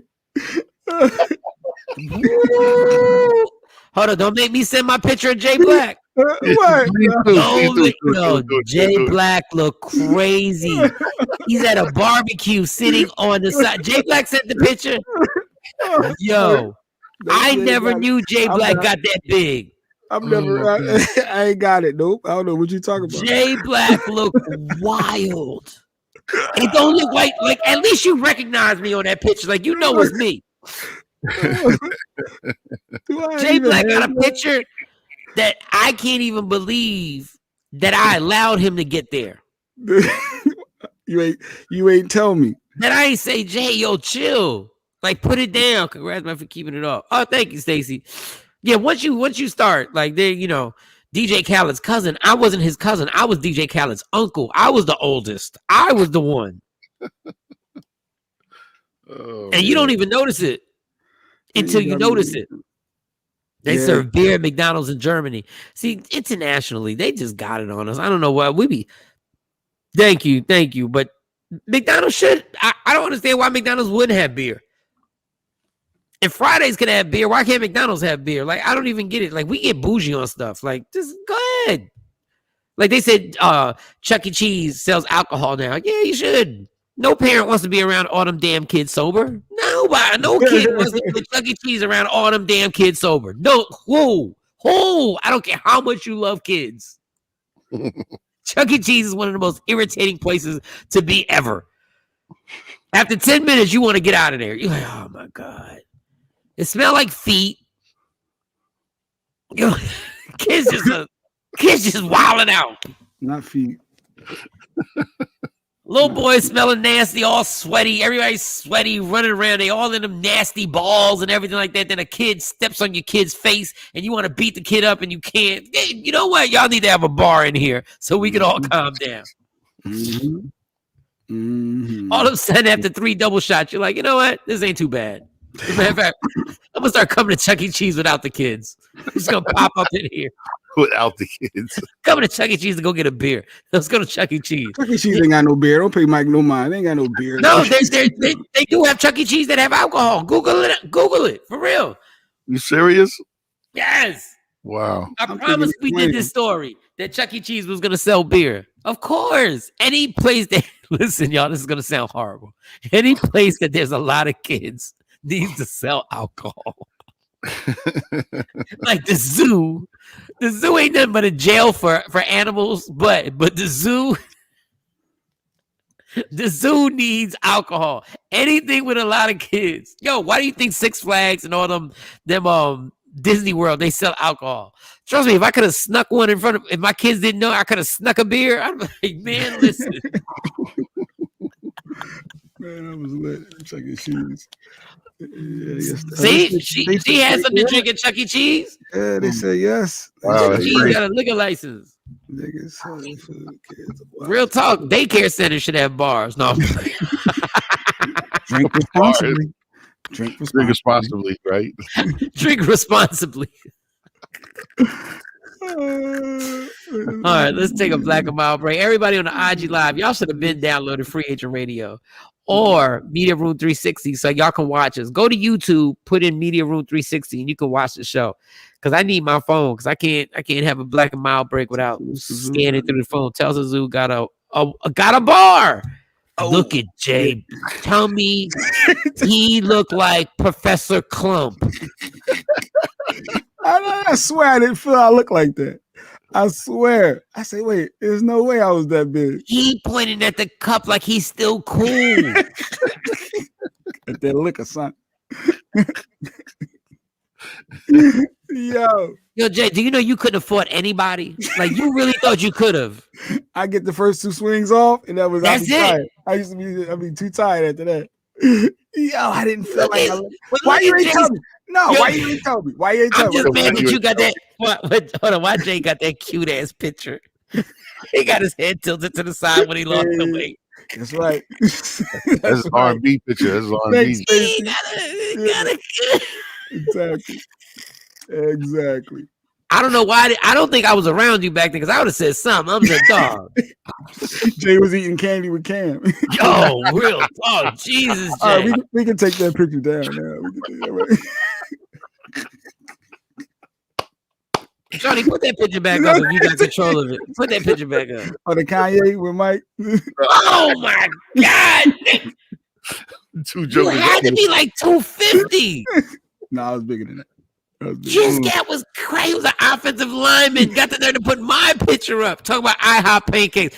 Dog, you slept in a pancake blanket at night. You had a pancake blanket with waffle pillows. You had syrup flavored mouthwash. Like, so Thanks, Taj. Oh, I would have stopped that. If I was there, I'd have taken you to the side. Like, dog, I would have taken you to the side. Like, what is you doing? Oh my God. Good. Hey, all right, you can take the picture. Thank you. He'd be like, all right. I remember that picture. Dude, he had bacon in his pocket in that picture. Like, he had bacon in his pocket. You're a fool. What the? You're a fool. Oh God! I will never, under my watch, I will never let that happen ever again. I will be like, dog, man, I will give you a bowl full of air. I'm like, you are not. We're chilling. Man, that's how I felt when I looked in the mirror and I got out the shower. I said, "Oh, that's funny." Oh man. Oh, Jonesy said she's tired. Let me see what this means. Oh man, she be on the IG lives so late. Yeah, we'll see when we come back. I don't be playing that IG live. Let me tell you something. She be on them IG lives. You be so tired. Let me tell you the worst thing about being sleep deprived. It feels worse than a hangover. It literally feels worse than a hangover when you don't sleep and like 45 minutes you got to wake up and you open it. It feels worse than a hangover. See, look at all the jokes. The Jack got jokes. Cindy got jokes. Tosh laughing. The hiccup. And then hiccup Shawn. It don't even look like you, my dude, if it wasn't for the glasses. boy. You said Eric Sherman earlier. Thanks, Todd. Eric Sherman's getting what? Want to have an EPMD? Oh, that's funny. Oh my God. Yo, I was about to say. What the hell? We need a big picture of Cam. That's what we need. My weight don't, I picked up weight since the pandemic, but I ain't never been no small dude, but I need to complete this full circle here. I need a sexy Mo picture. Y'all got to keep in mind, I'm 6'1", 6'2"ish, so I carry my weight differently than you guys. You guys are a little small. Mo can't do nothing about her breasts, so she can't do nothing about her breasts. Like Mo, there's nothing she can do. Like, and I wouldn't tell her to get a reduction, but they say it's good. It'll help you back if you do. That's what I heard. That's what I heard. Because. Yes, I agree. Shiny is petty, Tosh. I totally. Shiny is petty. Shawnee was never like that. Shawnee has become like that because of Jay Black. Jay Black has done this to her. So now some talks they be having when we're not on air. He's definitely been influencing. Yeah. The evilness of Jay Black has gone into Shawnee. That's why that picture keeps popping up. Yeah, I don't think that's the original Shiny. She would have never put that picture up before she met Jay Black. This is her version of P&J. She would have never clowned anybody. You're right. I told her to be transparent, have fun with it. We all put ourselves out there, and here she goes. Oh, I wish y'all on my IG Live could see the picture, y'all. Y'all gotta download Free Agent Radio, man. Y'all gotta download Free Agent Radio and Media Room 360. Well, Media Room 360 to see the visuals, y'all. Oh, damn. All right, I'm taking a black and mild break. It's gonna be like a 4-minute break.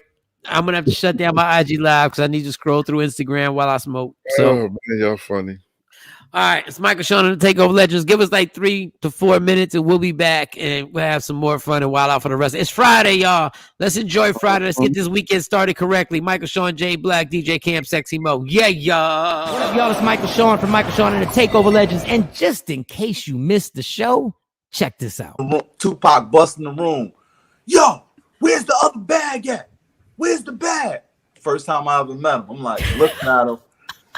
He on 100 already. And Safiz is cool. Like if Safiz is so cool, he like, yo, stop yelling, money. Stop yelling.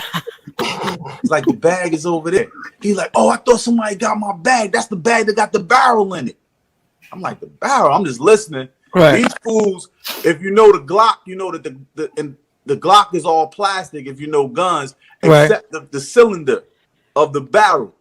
So they broke the Glock down and all these parts and put them in different bags and put it on the plane. That's how they used to ship their gun with them. He was looking for the barrel to put the gun together. Back together, yeah. Top secret how he used to ship his gun. Michael Shawn and the TakeOver Legends. Your escape from reality. Right here on Free Agent Radio. We the worst records, baby. We about to create a perfectly horrible song. Y'all know I've been in the gym, and now all I wear is tight shirts, tight shirts, tight shirts, tight shirts, tight shirts. Yes, I do. Michael Shawn wears tight shirts every day. I wear tight shirts because I'm working out some. And if I wear the right size, you won't see none of my little cuts in my arms or whatever. Short sleeve tight shirts in any type of weather. People talking trans when they see me in the street. Your shirt's so tight, we can see your heartbeat. Man, clown me if you want, I'm sticking to my guns. And when the summer comes, it's gonna be fun. You can crack jokes and treat me like a jerk, but one day you'll see my six-pack right through my shirt. And even if I wanted to, I just can't stop. I just might rock an Ezekiel crop top. Whoa. What? Did I take it too far? What? Yes. Whatever. Tight shirts in the morning at work and when I grieve. I even wear tight pajama tops when I sleep. Tight shirts. Tight shirts. Yeah. Tight shirts. Come on. Tight shirts. Come on. Tight shirts. Come on. Tight shirts. Every day. My son wears tight shirts. to the gym or wherever. Tight shirts. Tight shirts, tight shirts, tight shirts, tight shirts, Michael Shawn and We the Worst Records, Pluto, Aristotle, and P Skills have just destroyed or created another perfectly horrible song. Yeah. Check out the next single, Grown Man Wearing Skinny Jeans.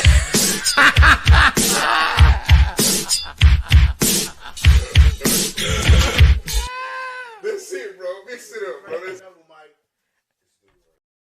What up, y'all? It's Michael Shawn from Michael Shawn and the TakeOver Legends. And just in case you missed the show, check this out. Okay, real quick, Mo. Yes. Move your mic up. Just move it Like up. this? Like All the this? way up. Straight Like up. this? Straight. Like No. Don't put no. Just leave it down. Mm-hmm. And just put it straight. Like it's straight. Like straight. Is it straight? It's Oh, straight. you want to act No, like the she- microphone. Move the physical microphone. Look, if I go like this, move Oh, it. You want one hand or two hands? Whoa, what's going on here? All right, never mind. Because I go ahead. Do one more story. Because you have it directly. You have it directly toward you like this. Like it's like this. So Mm-hmm. Two hands Like- to answer the question too. like move it so the microphone is not straight, Mo. The microphone, you have it directly towards you. Okay. Like move it so it's straight up. I'm just trying something. last time somebody told me that. It's They not told that me that. hard. It's not Just that trying hard. Something. It's not that hard though. Mo, look at my microphone on my screen. Look at it. Look. It's Look how I do it. look. You have it tilted towards you. I want to know if you speak on the side. Oh, will it make it better? Yo, if I could blank you out, From Mo, the but front, from the no, side. but Mo, but your microphone is tilted. It's tilted towards you. Is it not? I promise you, no, it is straight. It is straight up and down. Pull it all the way up. Pull it all the way up so we can see it in the screen. Straight up and down. There we go. But pull it all the way up so we can see it. Now we want to play. Let's play. Now you sitting in the director's seat. I can't. Lean it away from your mouth. First time for everything. Now put your bottom lip on. All right, it's not working. It's All not right, it's working. not working. It's Hey, not working. Thank you, Mo. We appreciate you. This is the story of my life, man. Michael Shawn and the TakeOver Legends. Your escape from reality. Right here on Free Agent Radio.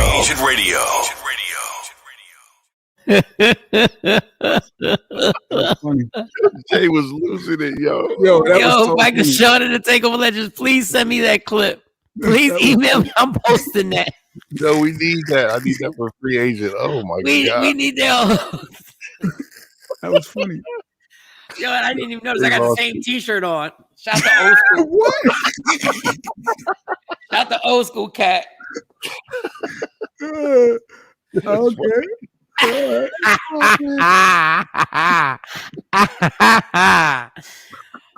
Oh man, yo, it is freezing in my house. They got this on. Oh my god, it's brick in here. All right, Michael Shawn and the TakeOver Legends. Yo, and I noticed this yesterday. If you have an iPhone, I don't know if Cam, you noticed this. Do you have this thing on your phone on your IG Live now? It says not IG, just your Instagram. It says Michael Shawn comedy. People 16 and older can now get a COVID-19 vaccine in Texas. Then they got a thing where I can switch states, and then it has some feature that says they can tell you if you've been exposed to COVID-19. Y'all gonna stop playing with me. My cell phone cannot tell me if I've been exposed to COVID-19. Shut up. Gosh. That's great. Shut up with that. Well, it said if you ever been exposed. Something. It was some craziness they got, and they kept popping up. 55 was 1 foot in the grave. Man, listen. Somebody this said whole- 55 is 1 foot in the grave. No, Janet, she put that comment on. I gotta remember to tell everybody that these are the comments that I'm reading. But yeah, it's got something on my phone right now that tells me they can tell me if I've been exposed to COVID and all this other stuff, and my cell phone. This is crazy. Yeah, I was like, these cell phones be listening so crazy. What was I doing? And all of a sudden, all these. Oh, I was following my Waze, the GPS Waze on my phone. Okay. Yes. So I had somebody on my car speaker, and I don't know who I was talking to, said something about, yo, have you ever tried the Spanish food restaurant? I swear on everything, on my Waze, 6 Spanish food restaurants, Mexican restaurants popped up. Have you passed these yet? I said, come on, man. Like y'all not even subtle on how y'all be invading our privacy. Being intrusive. Intrusive, yes, being intrusive. Being intrusive. Man, listen, let me put this phone down. It is freezing. Y'all don't know how much I want to get a blanket right now, but I know that would look so unprofessional. Because my house is one of the place in Jersey is like, if we turn the heat on, it turns into a sauna. Then we turn it down, it turns into a homeless. Like it goes from hot to freezing like so quick. So we got Sexy Mo coming up with allegedly. See what story she's got. See if she holds her mic close to her mouth. I'm still looking for the chubby pictures of Michael Shawn. Yeah, so many. I got the one with the chain on is my. Oh, I just sent one to Cam. I know. I sent the Shawn. Me? Yeah. Man, listen. Let's see it. No, we sent one. Somebody should have gave you some Insure. Like somebody, like people don't understand how skinny I was. The doctor, when I was like 16 or 17, and I weighed 127 pounds, and the doctor said, we got to put some weight on you, and they would make me drink Insures. Look at DJ Cam, right? Look at this right here, my dude. Is that Cam? If you're on Media Room 360, if you're on YouTube, yeah, kid. That's when I was auditioning for New Edition. Get ready. Oh my God. If it isn't love, I do not so bad. I need to roll my ass. Why does she?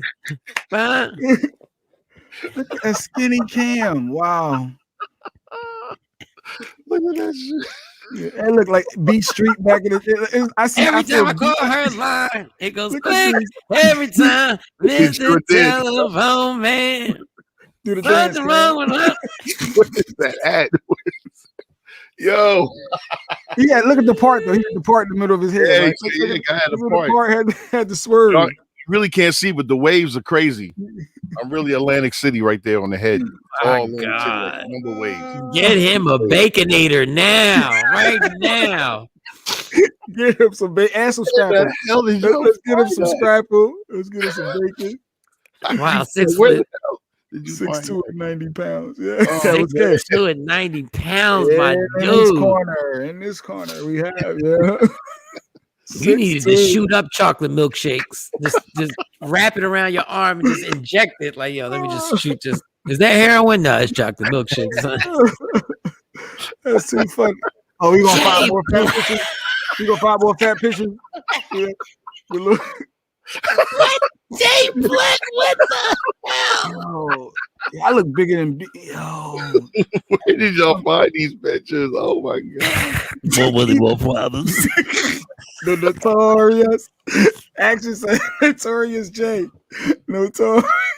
I just put the sunglasses on if you don't take them sunglasses. I know. Like, what was Yo, Pop, I just want some shoes that fit. Am I asking too much? I'm just saying. Shoes that fit. Didn't even fit. The glasses Oh didn't my fit. God. If you're on Free Agent Radio, I'm sorry that you can't see these pictures. Yeah. I'm so hey, yo, Puff. I just want to talk a little about cheesecake.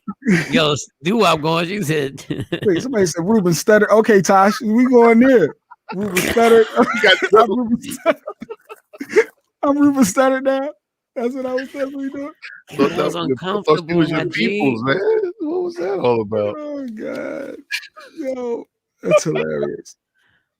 Oh, Jones Jones is coming down. She said, "Good." Cam was really 90 pounds. She better hurry up. I'm getting sleepy. We about a fat hour. Everybody got this. Stacey Mitchell. We gonna go. We gonna go to the. You gonna be the fifth grade bully now. This is the Fat Albert, really. Jay, they killing you, bro. Boom. I'm getting up there, Jay. I'm about to defend Jay. All right, he's up. He's up with Jay. Hey, I can take it. You know, we transparent. We Oh real. man. I We was guess just fat. We was just fat. We wasn't transparent. We was Oh, wild. No, you don't even notice it till you get out the shower. Oh, That's why I love hey, Biggie. no, she said that's why I love Biggie because okay, I see what you said. That's why Biggie is my top two. Him and Jay. Okay. Yeah. boy. Oh my God. So yesterday, we tape a lot of stuff. We got a lot of stuff going. I'm not saying we got a lot of stuff going on to brag or stunt, but we got a lot of stuff going on. So yesterday we were recording a show, and I had to let people know that DJ Cam is literally like, when it comes to snacks, is like the snack like connoisseur. Like when it comes to snacks, it's amazing. Like this dude, like I didn't even know, because when I was a rapper and I would write lyrics and I'd go to his room at his mom's spot and he'd play the beat and I'd sit there and write. I'd have a 40 ounce of Coors Light. Don't ask me why I was drinking 40 ounces of Coors Light. Like, I don't know why I didn't go to the malt liquor. I don't know. I was chilling. I don't know why I didn't have the St. Ives. I don't know. I was a fisherman drinker. I call it the fisherman beer. The Coors Light just made you pee a lot, and you had to drink a lot of Coors Light to feel anything. You had to feel a lot. Cam would always have snacks. He would always have like crazy snacks, but I wouldn't pay it no attention till we got older, and then we were doing more stuff together. I realized he'd always have some snacks. It would be some like for real, like. So we were talking yesterday, and I just want to bring it up because Cam was really rating snacks. He was not snacks, but candy. Like he was rating candy. That's his thing. He's the candy man. If the candy man can, the candy man. Yep. Who can make rise? So we're like, Cam, what's your go-to candy? It's a Friday. It's light work today. We want to be light about everything. Like, people dying all over the place, and I could bring up whole bunch of stuff, but we're being light today. Everybody listen to our free agent. Jonesy is here, y'all. She's in the waiting room for those who was asking about her on the chat. So, but go ahead, but finish real quick, Cam. You got to go into your candy. So, what are your go-to candies? What are your go-to candy? Because you are the candy man. You are the candy man. Well, the go-to easy fun candy for you guys. Swedish fish. You can never lose with Swedish fish. Swedish. Oh, that's the red one. The red one. The red ones. You can get the colored ones, assorted flavor. That's what it says on the box. Assorted flavors. The assorted flavor. Swedish fish assorted flavors, and they taste different. Yo, but Cam would have candy. He would have the type of candy I'd never seen before. Like, it wouldn't be the normal. It would be like some straight, like, exclusive, like Jordan 35s. Like, it'd be some exclusive candies I'd never seen with different colors and stuff like that. Yep. And he would have, they would all be, but he'd have these candies because if you drink wine, matter of fact, bring Jonesy here because Jonesy's a wine drinker. If Jonesy's here, Jonesy's a wine drinker. She knows all about wines. She just We're talking about, just come on. We need to see you, girl. Oh wait, I think let me move her down. Let me move her back. I think she's getting she might be Jonesy wasn't quite ready. A side conversation. I think she was having a side conversation, checking somebody in Jonesy fashion. And I ready to talk about no candy. That's for sure. She ready to check. She want to check. Just thank God we ain't put our screen up. It was like, like as long as we got the mommy one. I think she's back. Let me see. If she's ready. There she go. Oh, thank God. Josie's here, ladies and gentlemen. Josie's here. So listen, Josie's a wine drinker, right? So she's into wines. Still with the alcohol. We still promoting this one man show. Yeah, we're still promoting. But hold up, but follow us. So, it's light work today. We're not talking about anybody dying. We're not talking about police killing nobody. We're not talking. We're trying. I've been listening. Yeah. So we're trying to. So Cam is the candy man. So Cam, I didn't know. Like Cam would have a bunch of candy, right? Assorted Swedish fish. Yes, but he'd have different. Yeah, he'd have different effing candy. So one day I was starving because I'm not really a candy person. I said, Cam, let me get a little bit of some candy. First of all, Cam has never been stingy. Until I asked him for this goddamn candy. Like, all of a sudden, he was like, yo, what? Like, he looked at me like, you want some of the candy? You don't even like it. But I was hungry. You don't even like it. You're going to waste his candy. No, but then I took the candy. let's say it was a Swedish fish, right? So I took a Swedish fish and I was like, oh, that's not too bad. And then he had Twizzlers. And then I had some Twizzlers. And then I realized that these Twizzlers and Swedish fish were like wine. You know how you drink certain wine with food because it complements each other? The Swedish fish and the Twizzlers literally complemented each other. And I was like, yo, this guy has a strategy. Like, he knows exactly. And then it was like the Jolly Rancher and an hour later. And I was like, yo, how do you know all these damn candies? Got his own verses. So Cam, Jolly Rancher or Now Later, real quick. Which one? Jolly Rancher and Now Laters. Now Laters. Is there a certain flavor with the Now Laters? Do you do the Starburst or? No, the original Now Laters. Exactly. Starburst, that's an off brand. That's an off brand. And you want to go pineapple, watermelon, personally, grape. I was a grape guy. You know, I like grape. And if you want to go extra, I didn't mention this when we talked about it before. Fruit punch. If you would buy them, you could put them on your radiator and melt them down a little bit. Melt them down a little bit. Oh, come on. Yo, there are a lot of kids who don't even know what a radiator is.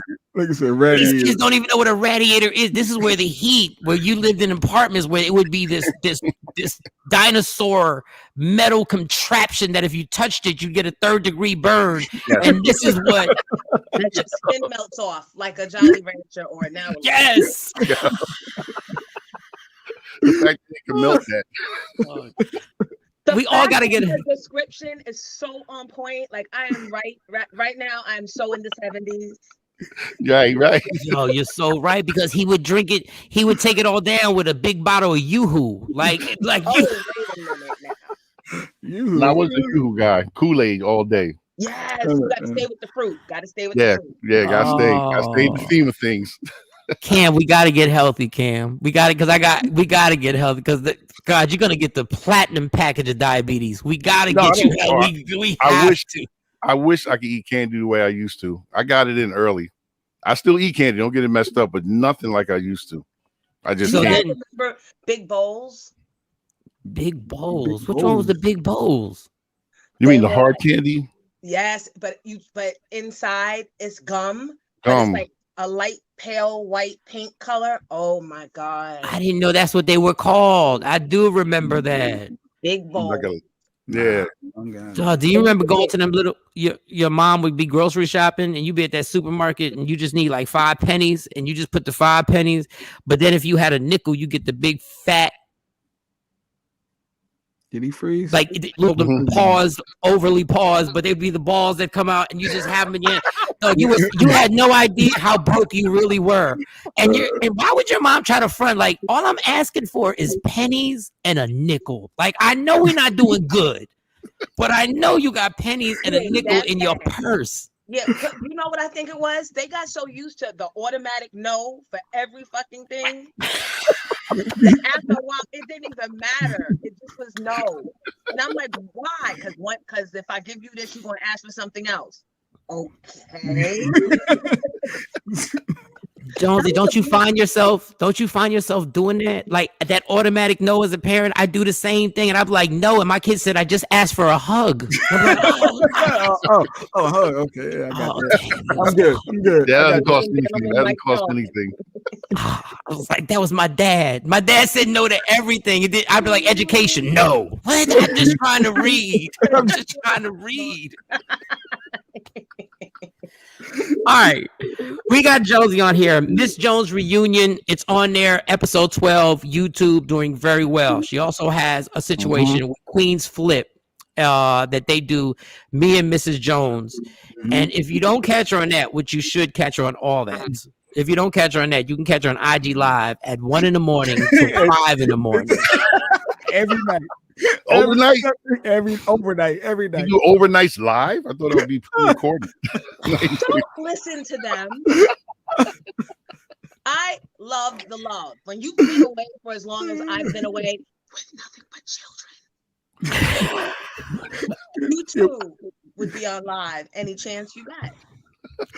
And she goes on live, and when she gets on something, she goes all like when she gets to something, like when she gets passionate about, like her son is playing football, and she is now a football mom. But she's got a mixture. She's still Queens, and she's a football mom at the same time, which I'm very proud of her, because a lot of parents act like they're part of all the stuff, and they're not. Like me, I used to have to drink to go to dance recitals because dance recitals are torture. I love my daughters. I love watching them do their thing. But you don't like having to watch everybody else's. No, not all these white kids that I'm sitting there going like, yo, this is horrible. This is horrible. But it was my excuse to go to the bathroom with the other dads and do some shots and come back and just, clap it up and do whatever. But she really does it. But the Queens does come out in her.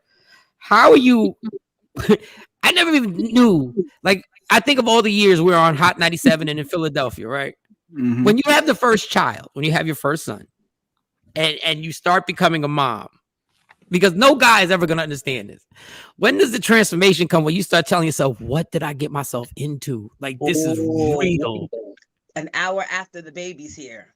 An hour in. An hour in. Because you can't, like, you're tired, you're trying to get your sleep, and they keep bringing this baby into you, like, oh, do you want to? No. I feel Stop.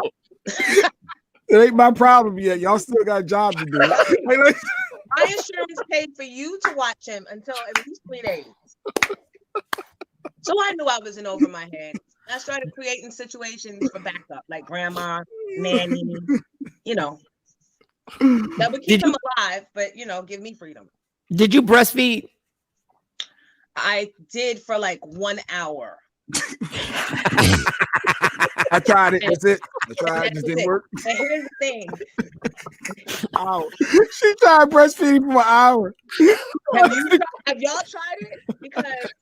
Because when you breastfeed, you know right away if it's for you. Now you've already done 9 months of sacrifice. 9 months of a person inside your body just altering your sleep pattern, kicking you all in the stomach, all up in your videos. So for me, he wanted too much milk too fast. Right. I said, I get it, but this is what's going to have to happen. This nice little powder over here, you ain't even going to know the difference. And then I was able to drink my wine. Yeah, because you can't drink the wine when you're breastfeeding. Oh, there's the real deal. Yeah, you can't smoke no weed while you're breastfeeding either. Yeah. Jonesy, do you have your microphone near you? Because you're good, but if you happen to have your microphone near you, because I really want, if you happen to have it, if it's a big deal, don't worry about it. Which microphone? Any microphone. I think you're using a computer right now, and it sounds a little hollow. You know what? Hold on. Let me get my laptop. Hold on. Okay. All right. So we got Jonesy. You can check Jonesy out. Jonesy's Morning Show Reunion is on episode 12. And she's got the joint with Queen's Flip, me and Mrs. Jones. It's a whole different. Remember, I told you guys that it's a whole different thing. Like women pressuring other women to have babies, and I never understood why women pressure other women so their body can get ragged out for 9 months, and then all of a sudden they can have to fight back and see if they can get their body back, and then they have to have a baby sucking on their breast and biting on the nipple. I've been on the nipple before, but it wasn't for milk. Like, I'm not saying I haven't been on a nipple. Been on a nipple or two in my day. Yeah, by mistake, and I said my bad. Like the one thing you don't want to hear during a session of making love is somebody go, "Ouch!" You don't never want to hear "ouch."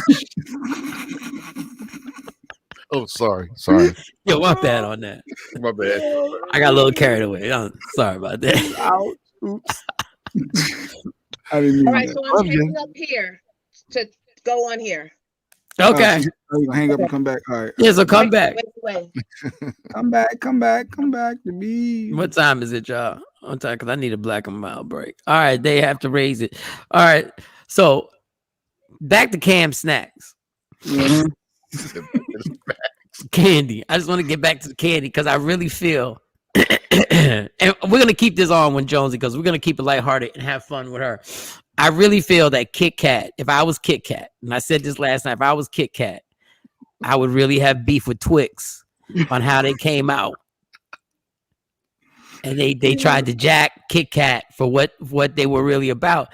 Because when Twix came out, they took Kit Kat to another level. Because Kit Kat had a little crunch when you would bite a Kit Kat. It would just be like a little snap. It wasn't really a crunch. It was a snap. Yeah. When you bit into a Twix, it was actually a cookie. Like it was like crunch. That was a whole new situation. Clearly. That was a game changer. Of course, Cam knows all about that. Go ahead. Yeah, that was a game changer right there. Boy, you had a cookie inside of a chocolate candy bar. What? Who invented this? Give them the Nobel Peace Prize. Cam want to give them a award. Give them something. You got the guy that did electric and the guy that made the Twix bar. The guy that did electric and the guy that created Twix. They the same to me. No, but Twix is rapping. Even their rapping on a Twix was amazing. Like even I don't even know what type of golden color that was, but it just attracted your eye. And then there were two of them, and Kit Kats were so small. Like Kit Kats were like 3 or 4 sticks, but they seemed so small. And Twix was so bulky, and you felt like it was almost like you were having a candy meal. Like it was a candy meal you were having. Like it was amazing. Exactly. You know. So with the verses, you got the Twix. The Twix was on another level, and I love the Twix. But then Cam, you being the expert, so let's just go Three Musketeers or Milky Way. Three Musketeers, definitely. Yeah. I was a Three Musketeers dude. Three Musketeers was the shine. It's lost its energy. I don't know why. Yeah, because they don't have the marketing. Like Three Musketeers don't have no like the Three Musketeers, the characters themselves ain't really that marketable now. You know what I'm saying? It's 3 white guys. They not really marketable. Yeah. But then Snickers comes out and they put the nuts in it, and the nuts changed everything. Like when you put the nuts in Snickers. Once again, a game changer. Fills you up. What are you gonna do? Hold up. Now they do commercials. Shorty do yuck. I never liked what? You never like Snickers? Like who doesn't like Snickers was like in the adult snack. You couldn't have been talking about Snickers. There's no way. That's by far the best chocolate candy out. Yeah, clearly. Snickers. There's no way. You think that was number one? Snickers is number one? Snickers is the top. Snickers, Kit Kat, Nestle Crunch got to be the top 3. Right? Nestle Crunch, how you slide that in?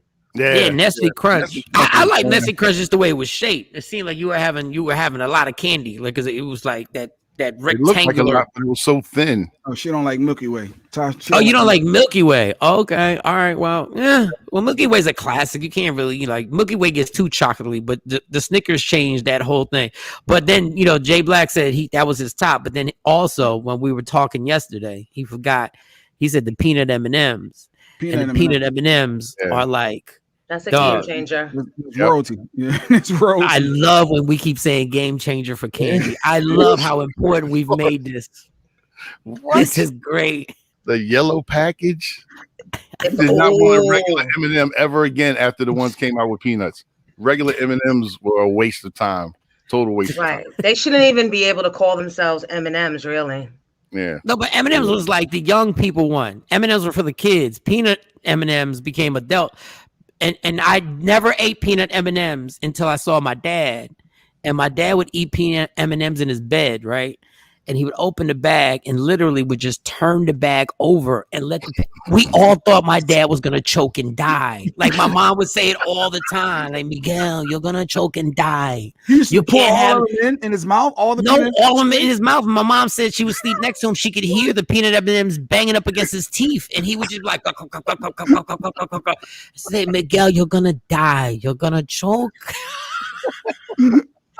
And I would watch him like, who does that? This is why my dad can't eat no sweets now, because he OD. Go ahead, Joe.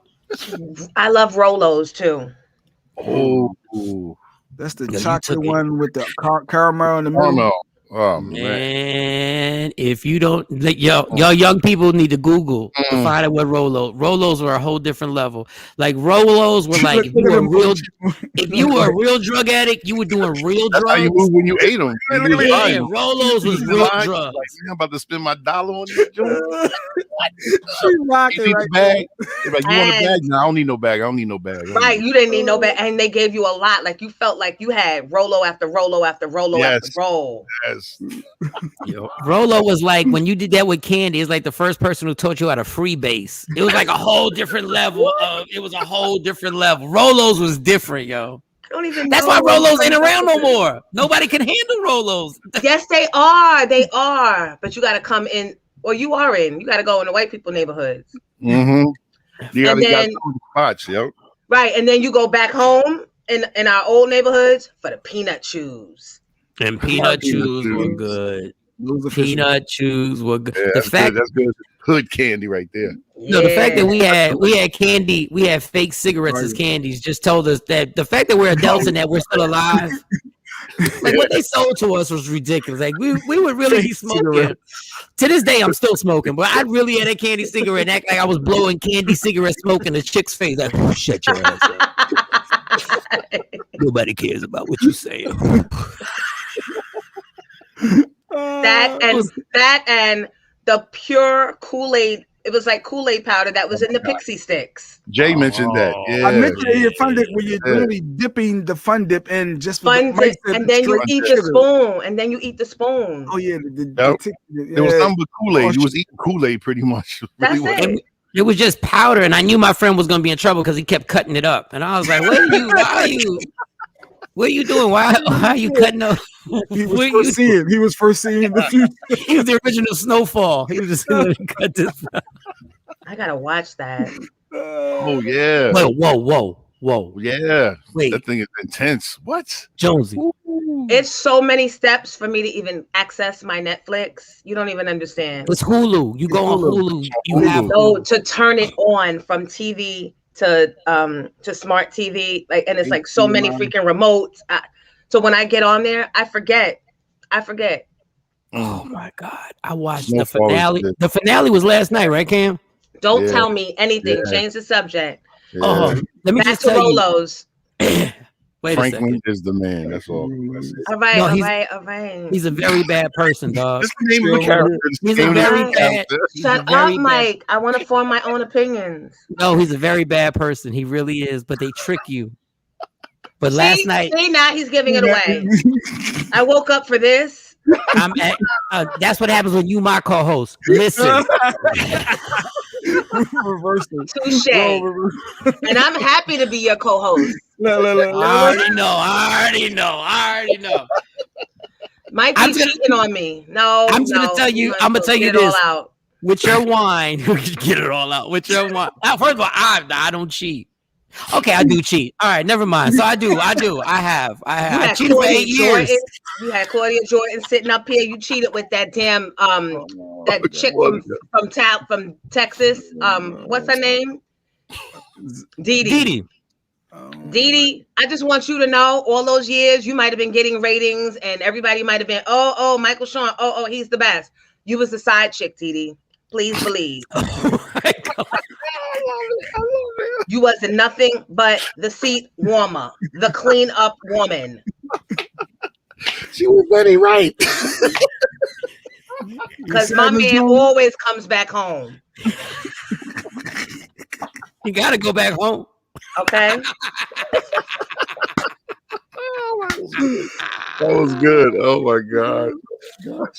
No, You said we Mike clowns me because he said I'm so territorial. Because I'd be like, who's coming on that show? You got girls coming on that show?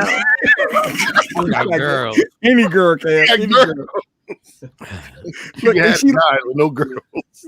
That's how I be trolling her and Flip. I be trolling, leaving comments, see if she gonna ignore my comments when she on with Flip. I'm like, okay, homie. You ain't been through the wars with me and Joe. You ain't been there.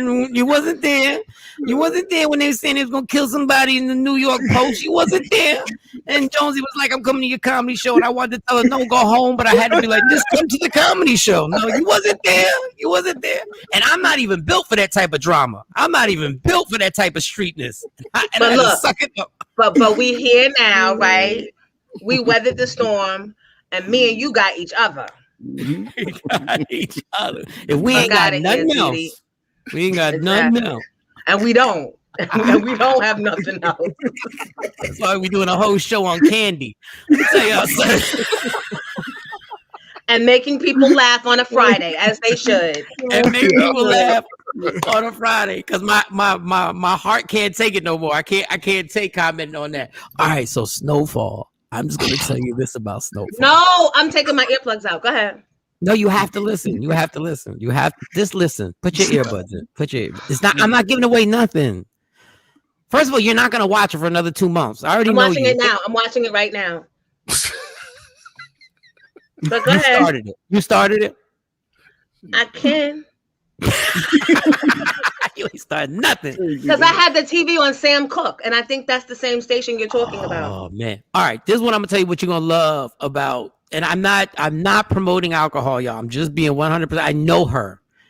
The show is so intense that you're really not gonna feel guilty about drinking a lot of wine, because the anxiety of watching the show, you feel the pressure that this dude is on. Like the first few episodes is like, plant the seeds on how, but when the pressure happens and you realize all the stuff that's going on in his life, you almost got to pause it for a second and just take a deep breath and be like, yo, you should get out the game. Like, you should really get out the game. And then you press it again and then you start all over. And the last episode, I was done. Like, I slept so good. Like, I cuddled with Stacy, and I'm not a cuddler. And I cuddled like after how I was cuddling with Stacy, like, yo, Franklin is going through it. Who the F is Franklin? He's like, who is Franklin, Michael? You haven't been home in 3 weeks. We should be having sex. Yes, we should, and we're going to. But let's talk about Franklin. Franklin needs us now. Is this a new friend? So wait, how many series? How many seasons has it been? Is this 4 seasons? 3. Yeah. That was bad promotion. That was really bad promotion. All I want to know, is it as good as The Chi? Look, everybody's going back and forth on this. I'm just telling you, I think the writing is brilliant. Everybody was like, it's not better than The Wire. Listen, this is actually what really happened with the CIA bringing crack into LA. All right, enough. That's it. This is the actual story. Okay, all right. Now change the actual story. Because you're gonna slip up and give it away. Stop. It's better than Sex in the City. I just wanted to do a female. I don't even think Josie watched Sex in the City, but I did. I watched the whole everything, but it was a different time. So is it better than Power? Oh yeah, it's better than Power. Actually, it makes you it makes you really realize how bad. What was the one with that was on TV on Fox? Empire. It makes you realize how bad Empire really was. Like, we knew Empire was like shaky, and then when Power came on, we were like, okay, yeah, come on. Like, Empire's like a freaking box of cereal with no prize inside. And no sugar. It's the cornflakes, not the regular corn, not the frosted flakes, but just the regular cornflakes. So in the white box. You need to put your own sugar. Aisle 11. With all the white boxes. Yeah. That was a real poor joke, but it's okay. We're gonna call this episode Candy and Poverty. Poverty, it affects you and me. Hold up. We didn't set up for this. When you think back in your life, everybody on here has been through some type of struggle. Financially, everybody's been in a struggle. Shout out to my dad. My dad really took us out the Bronx early. I give it to him. He made it happen. So I got to clap it up for Miguel. I don't know how you did it, homie, but my God, you made it happen. If you think back now, name some moments in your life when you were like, damn, we were poor, but you ain't even know it. But now when you think back on it, okay, let me give you my little situation. They used to send me to get the unemployment cheese. They used to send me to get the cart, the brown, the box long. I don't even know. I was like 3. The brick. And I don't even know how. 3. I swear, I was like 3 or 4. Like, my grandmother would take me on the train at like 3 or 4 to go gamble. I told you this, and she taught me if I ever got lost, get off on 229th Street, get off the train, make a left on Barnes Avenue, and make a right, and you were home. I was not 5 years old yet. I know I wasn't 5 years old yet when she was giving me this. But when we did that, the carton, I never knew, because all my friends were getting the carton too with the big chunk of cheese. Now, it was disgusting. I never liked it. It actually is the best cheese for grilled cheese. I It hated that. it was the best cheese for grilled yeah. cheese. Oh my God. That little stuff they're selling now, the little craft singles and Velveeta. You gotta use like 3 of them. Right. Ooh, everybody Sorry. gets mad. Everybody gets mad at me because I love the Velveetas. I hated that. I hated that welfare cheese. Well, we hated it then because it tastes. You could never cut it straight for a ham sandwich or bologna sandwich, and then you have a big chunk of the ew. But you see how we made it work? Do you see how we didn't even know we were poor and we just made it work? Yep. And this is my other one. The other one is I got used to going to the bathroom at night and turning the light on and just watching the roaches run. All right, that's too much. Not that they didn't run in the kitchen too, but And they ran. And I never got scared. That is disgusting. That's I never got scared. I would just look and be like, there they go. Scurrying. The scurry was on. And the nastiest invention ever was a roach motel. Who decided to make that nastiness up when you got to watch the roaches die? Yeah, they wouldn't die look right in the away. box. They'd be They on their still back moving. and the legs be like, And be moving. It's still going. That's poor. Oh my God. And they made the commercial for kids. They made it like a real kiddie thing, the Roach Motel. Like, who decided that was they okay? check in and they never check out. And they never check out. Still going. They got a roach coming in with a chick. It's just me and her. Just a room for two. A little short stay. Oh yeah, it will be a short. You don't even know how short. All right, so when you look back, Josie, is there one time where you're like, damn, that was poor? I remember in the 6th grade, I think I only had one pair of jeans. And I never wanted to wash them during the week because we didn't have a dryer and they would never be dry in enough time but to wear them again the next day. So I could only wash them on the weekends, but then that means what you gonna wear outside with your friends. And they were Gitanos. Everybody else had Taylor's, Sergio Valente, and Jordache. These were Gitanos.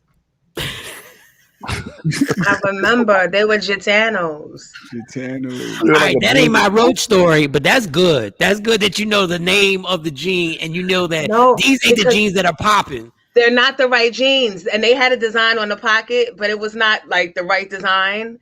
And they would be dirty. And I only knew that because my sister was like, your pants is shiny. That means you need to put them in the laundry. And I'll be like, give me back my pants. And she'd be like, no, these are dirty. Give me back my pants. I'm ironing dirt in, so they're shiny. Yo. And the smell. And the smell of the the smell of the iron. And you might mess around and want to put some starch on them. And that, the starch. What you gonna be happy you're cute, Jonesy? Be happy, because don't be the ugly chick walking around with them messed up jeans. Your whole life be a whole different. Life is already tough. Don't be unattractive. Yeah, I was a little goofy though. I was very goofy, like long skinny arms. Obviously, the gap. Never had bad acne, but I was just really goofy looking. Jay Black, what was your poverty story? Got something to do with a gun. No, I remember my first gun only had one bullet in it. no. The poor. I used to live on top of a bar, Little Bow's bar. My house was on top of a bar. Dog, I could have only dreamed of that. Look. That's my house I grew up in. What? Little Jay Bowl. Black. But you still had a house. Yup, why not? We transparent on this show. Look at that, Little Bowls. That was our house. Little On Bowls, top, wow.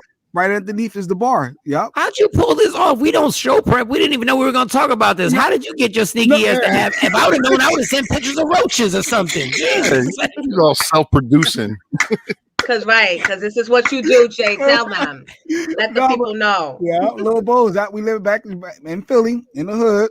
I lived on top of a bar for a lot of years. Little Bowls. You hear all the fights. You hear everything. Of course, it comes with a bunch of mice. You get extra guests because of that. With a bunch of mice. It comes with the mice. I thought that was normal. I said, all these mice, this is cool. When you move, So put that back on there. Put that fire trap. That looked like it was about to burn down at any minute. Wow. Yo, that was my childhood house. Yep. Do you know what room is one of your windows? The room? Like, do you know what room yours or everybody was just in one room? No. We had a couple rooms. It was a couple rooms. Mine I was wasn't up trying there, to right? downgrade your property, dog. It seemed like some of that my indoor porch right there. That porch was popping. I used to see everything, all the naked people running down the block and all the craziness. I love that little porch right there. Yeah, was that in North? Now, people who aren't from Philly, I'm sorry if I'm getting too deep. Was that in Northeast Philly? Because that looks like a Northeast Philly area. No, that's uptown. That's back Germantown. Back Germantown. Little Bows. Yeah, little Bows. Yeah, you I ain't live had no on top of choice. a bar. I live on top of a bar. Yeah, you was bound to steal cars living there. All right, enough of the picture. Right. That's crazy. You can't even be poor on this show. No, you can't. Can't even have it. I got my governor's pardon. I can't have a success story. Right, and it's hanging. We just want to keep you from being great on a Friday. I have to. Why? God, if I could have just lived over a bar, that would have been amazing. In my I swear in my 20s I could have lived right there and I'd have been chilling over Little Bows. Little Bows, but no, Big Miguel want to be moving on up. Have a pool in the back. Have a pool and swing. Had swings and had me playing Little League baseball with lights. We used to play at night. I'd be like, yo, my cousins will never believe I'm playing under the lights. Friday night lights. I mean, he didn't show up to all the games, but hey, everybody can't be at every game. Right. He had to do what he had to do. Yeah. All right, Cam, what was your poverty? What was the thing you look back on? My mom used to do this thing. My dad used to work like swing shifts, and he worked like 10, 12-hour shifts. Mm-hmm. My mom would be like, we're going to go to McDonald's or Burger King, which was a major thing. Yeah, that was we major. had both near us. So we would have to choose, me and my sister. That was the big debate. Which one were we going to go to? But we didn't go a lot. And come to find out, my mom would use the food money for us to go. And my dad was not a fan of us eating fast food. He didn't like us eating pork. He didn't like us, he was like a fake Muslim. He didn't want to have no pork in the house. So my mom would be like, well, your dad's not going to be home until so-and-so. So I'm going to make some pork. We got to keep all the windows open so we can get that by the time he gets home. Yeah, my mom was She had a plan. R.I.P. my mom, but she was so gangster. And she would just do little things that I knew my dad couldn't stand that financially were taken from us, but they were just little things she wanted to do for us. So that's kind of what I remember, just choosing McDonald's or Burger King, and then every once in a while her frying some pork chops, and like, we got to don't tell your dad we had this, and keep all the windows open so we got air out the house, even though it's a little cold. Put a jacket on. Yo, Cam, I ain't got to tell you, Miss Jenkins, R.I.P., rest in peace, was the most amazing woman. I'd go to his house, right? We were doing comedy shows, so we were trying to do our own comedy show. Like, we were making a gang of money at this one comedy show. We were going to expand. We were going to do our own comedy show. Me and Cam in Willingboro, New Jersey, we're going to do our own comedy show. So I went over to Cam's house, and his mom sat me down, and she had a marketing plan. She said, this is what we're going to do. I'm going to sell tickets. And I said, this is so cute, like that she's going to actually sell tickets. I said, you know what, Miss Jenkins, sell the tickets. I believe in, okay. And I was like, this is adorable. I was like, yo, Cam, your mom's about that life. I'm thinking nothing's going to happen from this. She sells out the comedy show. The comedy show is packed. She's selling tickets at the grocery stores, and we got people who work the registers at the. She was like, "You need to have VIP tables." I'm like, "Okay, we're gonna get like 20 people. We don't need VIP tables." All the VIP tables are packed, and then so many people came that Mr. Dude from Sister Act, Ryan, remember the singer Ryan who lived in Willowboro? What's his name? Ryan from City High. We had a movie star in the building. I don't even know how Ryan found out about it. All I know is that Sister Act, I gave him the business, but Ryan was there. I gave him his ass business. Give a damn. Your career ain't gonna last. I'm a hater. I'm gonna hate you, right? F you and Claudette. I don't care about it. City High, whatever. That was just hate, y'all. That was just hate. I was jealous. I was jealous that I was at what were we at, a lodge? We did something. It was a lodge, right? At Foster Lodge. Yep. It was a lodge, and I made a joke about the Masonic people on the wall, and I made a joke, and we never got to do another show there ever again because I didn't know that they were touchy about the fact that there was black men wearing wigs, and I thought it was funny, but they didn't. So we never. They didn't. Grand opening, grand closing. Grand opening, they pulled me into the kitchen. They was like, yo, this joke about the wig. I said, yeah, but I don't think black people should be wearing what? No, okay, goodbye. It was all over. But Miss Jenkins sold it out. Like Miss Jenkins, she had such belief in us. And then she was like, wasn't your mom part of a group she sang? She had a record out. My mom actually made a record like in what was it, 60, 65. What was the name of her group? Oh my God. And what was the name of the song? She played it for us. She actually had the 45. And I was like, 45. Was it like a doo-wop group? Yeah. Yep. It was a doo-wop. What was it? The Chabelles or something? Oh my goodness. I can't. My aunt was in one of those groups back in that time. Yeah. And they had some song that it was called Mr. Lee. Mm. I wonder if they might have been in the same group. Damn. Really, Jones? It wasn't that many back then that made records. You never know. And then look, and then you'll be like, Jones was right. Oh my God. Right. She's not. I'm like your mom. Your mom was enterprising, Cam. Her mom, my mom listened to you when you was on the radio in Philly. Yeah, she listened. She's very aware of you. She loves you for real talk. She listened. Yep. No, your mom sounds like a real like Lavelle. The name of the group was Lavelle, and she wrote the song. Also, my sister just hit me.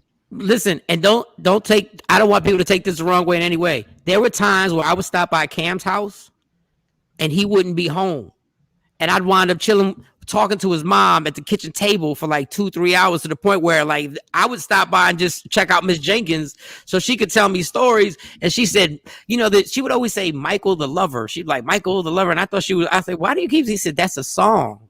There's a song. There used to be a hit song called Michael the Lover, and she had the 45. And she pulled it out and she would play these songs. And I was like, yo, this is crazy. Like, we'd have so much fun with Miss Jenkins. Like, Miss Jenkins she was at all the comedy shows that she could make it to. Mm-hmm. She was always there rooting us on. Like, when I wasn't funny, she had a laugh. Like, thank God. Shout out to Miss Jenkins, because I already know there was everything can't hit. Listen, every joke can't hit, y'all. Every joke. But now we're getting backstory. She was an entertainer herself, and she probably knew the struggle of, and wish she had people going hard for her. Exactly. And filling up I love that. Wow. Oh, this has been good. This Friday is good. This is good. Jones, you gonna write another book ever? Yep, I already started writing it.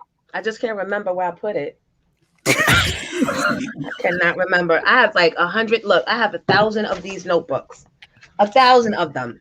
I don't even know what's. And then one is to show me how to upload our show on Sundays. One is like with appointments and stuff, and one had my book. It's a really good book too. But what is this going to be based on? Give me what it's going to be based on. The working title is What Had Happened Was. So I picked back up from the day we were all saying goodbye on Hot 97. Our last break, I start from that, and then I go. Yeah. What happened to the reality show that was taped? What happened to? Yeah, you want to break all that down? And you know what's funny? Original Love in Hip Hop. Because nobody ever asked me when they're doing these interviews with me. No one asked me about what happened then. They keep asking me the older stories, which is fine because I know the kids want to hear that. But the real stuff is what happened after. And you're right. We had a reality show, signed, contracted with BET. Yeah. And Flex. The hater within. That would be Funk Master Flex, those Funk Master Flex, if you want to Google. So you want to save it for the book? You want to save it for the book on? No. What do you want me? I mean, you can ask me whatever you want. No, because you said Flex. You said Flex. Because we knew we were leaving. But we had like 2 months, and BET was good with taping for 2 months. And then they were going to document my pregnancy. They were coming in the maternity room, and Flex did not want me to be the first one on that station, I guess, with a reality show. So he went and talked to his, Flex is always good with the higher ups at the station, their man. To this day, it's new ownership, and he's their man. He knows how to play that game. And they were like, okay, so we'll just let her go out early. And that was it. They didn't even have a morning show ready quite ready. But because Flex put that stuff in motion, in my mind at least, right, we weren't able to finish taping, and it just threw everything off. I didn't even know when we left that day, maybe because I was just drinking so much. When we left that day, because we actually, everybody said bye. Everybody called you. We had superstars that called up to say goodbye. It was very amicable, and we were allowed to say goodbye, which never happens on Reddit. You're never allowed to say goodbye because they're always scared that you're going to wild out and do whatever. But even when we walked out the building, I wasn't even nervous. Like, I thought everything, I was like, Tita, we'll be fine. Something would come up. I didn't know how serious it was. Like, I was but like, we had the other station in Philly. So we were you were happy actually because you were going to be closer to home. Yeah. So we didn't care because we still were employed. And then when all that stuff happened in Philly. Yeah, 6. That was weird because it happened that was the first time something happened overnight where I was like, wow, this is, because we went from, I don't know if I ever told you this story. When they had made the announcement, you told me that I found out, and then they brought me into the office. So it went from the salary that we were making, and they were like, we're going to keep you and you're going to do middays. But now we're going to pay you. The amount they paid me was less than I was going to get from unemployment. And that was the one. Good old Radio 1, good old TV 1. And that was the one, that was the first time I felt like an adult, because I was like, I got a family, and I was like, I don't even know how to sell drugs. Like, what am I supposed what am I supposed to do now? So that's when all the seriousness came up. But after Hot 90, I thought we were going to be good and everything was going to be fine. But then you had to go through the same situation. You had to adjust. I mean, you went from being Miss Jones on Hot 97, the biggest radio station, hip hop station period in America. Number one. Like, we didn't even have social media, and they know what Hot 97 was in Minnesota. So when you had to go through the transition where you started going like, wait a second, we just asked Do It All this question too from Lords of the Underground. What was the hardest part when you were like, stuff is really getting bad? But it didn't get bad because my money that I had negotiated when we were doing both stations from Hot 97, the money stayed the same. And I always preferred working in Philly. So for me, I felt better because New York has too much pressure attached to it. Too much pressure. Is always something happening. It can never just be one tragedy. It's got to be like a pileup of tragedies. Philly, they got their shit too, but it's just more manageable. The people are more like reasonable, I think, kind of like it just felt more like home. Like that Philly is where I really got my morning show roots from. So I knew it was like going back home. Right. So I didn't have to transition then. And even when Elroy pulled his funny business and fired me and stuff, because I was pregnant, I was tired. I was like, good riddance. Like, I need to sit down anyway and just enjoy this pregnancy, what's left of it, and what will be, will be.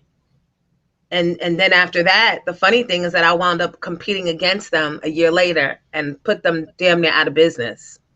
Yeah. Yeah, so you go through that, and I was giggling because I was in the offices when everybody was scared to death of Jonesy, and they kept thinking, I kept hearing the conversations. This is the funniest thing because they're not even caring what my opinion is. I'm just a midday guy. All I'm doing middays. I'm doing whatever I'm doing, and they keep having conversations on what they're gonna do and how they're gonna combat this. And everything they keep saying, I'm just sitting there going like, that's not gonna work. I said, that's not gonna work.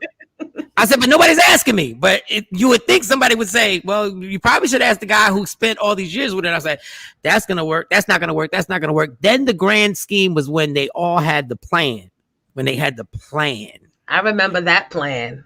And I remember coming in. I had a little bag. I had this little black bag. It had my little shots in it, right? And I was coming in, and I would never want to face the people in the office people because I wanted to go straight to the thing. But they were like, they called me in, and I was like, oh, I think they know, right? I think they know what's in the bag. So I go sit down, That's what I'm thinking. I said, oh man. So I put the little bag inside the book bag and I zip up the bag and I'm like, okay, let me throw these mints in.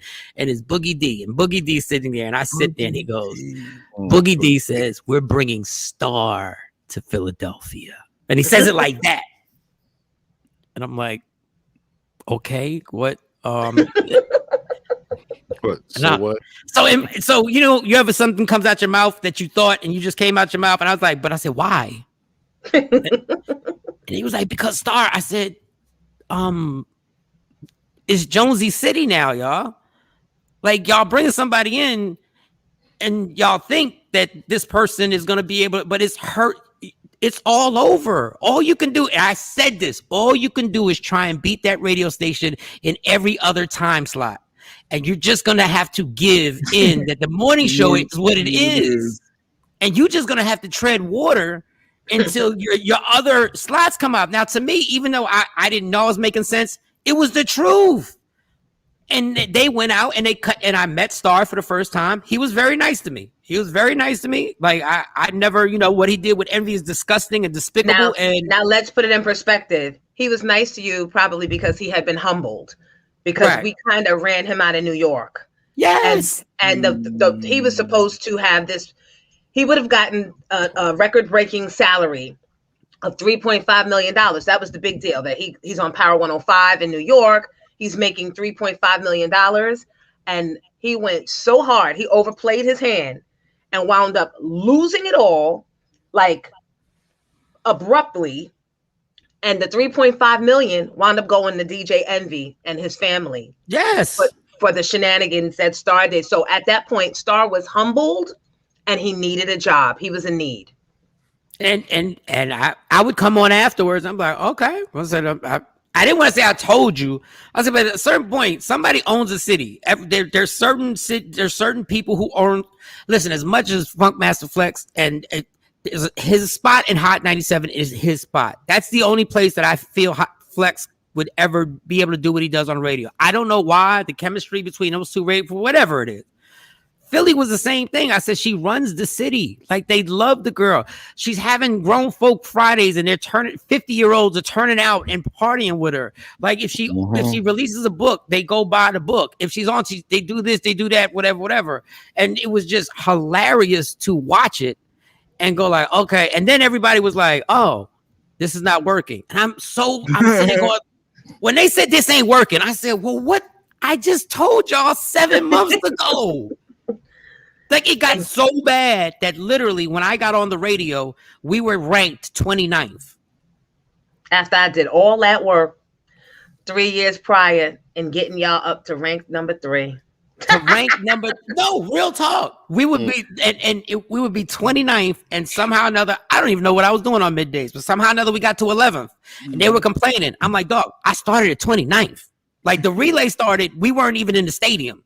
Like, the track started. So because Philly's always been your favorite city. Always. You're from New York, but she's always said this consistently. Would you go back? Absolutely. You would. Yep. As a matter of fact, I might go back next week. Let me make some calls. Let's start a campaign. Let me tell you something. Let's get Mother and them out. Get them out. Get them out. Those who don't know, that's a morning show in Philadelphia on Power 99. Mother Knows is part of I don't even know what the morning show is called, but I know Mother Knows. Yes, because I put Mother Knows on, and then when I got fired, Mother Knows didn't say anything to me ever again. Never spoke to me again. Didn't even call it. Through all these years, the only time he reached out is when we came back with our reunion show and started talking about him. Shady. Wow. I think we need stories. Yeah, I love Philly, but I think we need to go TV Philly. Like, I think we need to do something on Fox. That would be good. Anything in Philly, because right over the bridge from me right now. That would be a wonderfully convenient situation for us to rock out back in Philly. And thank you for what you were saying, because that's like a huge compliment, right, guys? Yeah, absolutely. Mm-hmm. That's a big compliment to me. Thank you. I appreciate that.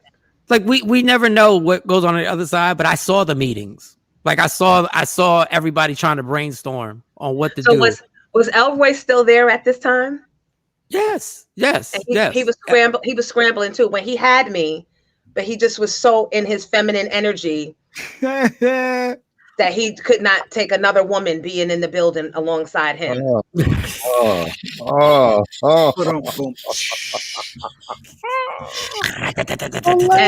I said what I said, Elroy. Better duck. No, but I mean, people in Elroy's, like, there are people in this business who seem to always keep a job. I've never been able to politic like that. I've never been a person who went back to the offices and wanted to hang out and have drinks with them. Maybe that was the detriment to my own career.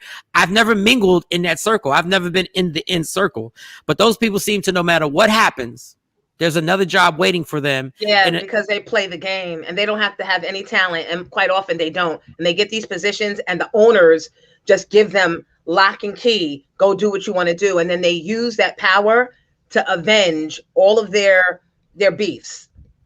That's what they do. That's what they do. And then the owners look back and say, why isn't our Philadelphia market doing well? Because Kobe's acting bitchy, Elroy is being personal, and like, yeah, that's what it usually is. Okay, because we got to get to this entertainment report, but I really want to hear this because this is one thing I haven't actually, even when we're on the phone together. If God decides, all right, Jonesy, you're gonna get your opportunity and you're gonna get it where you want it, how you want it.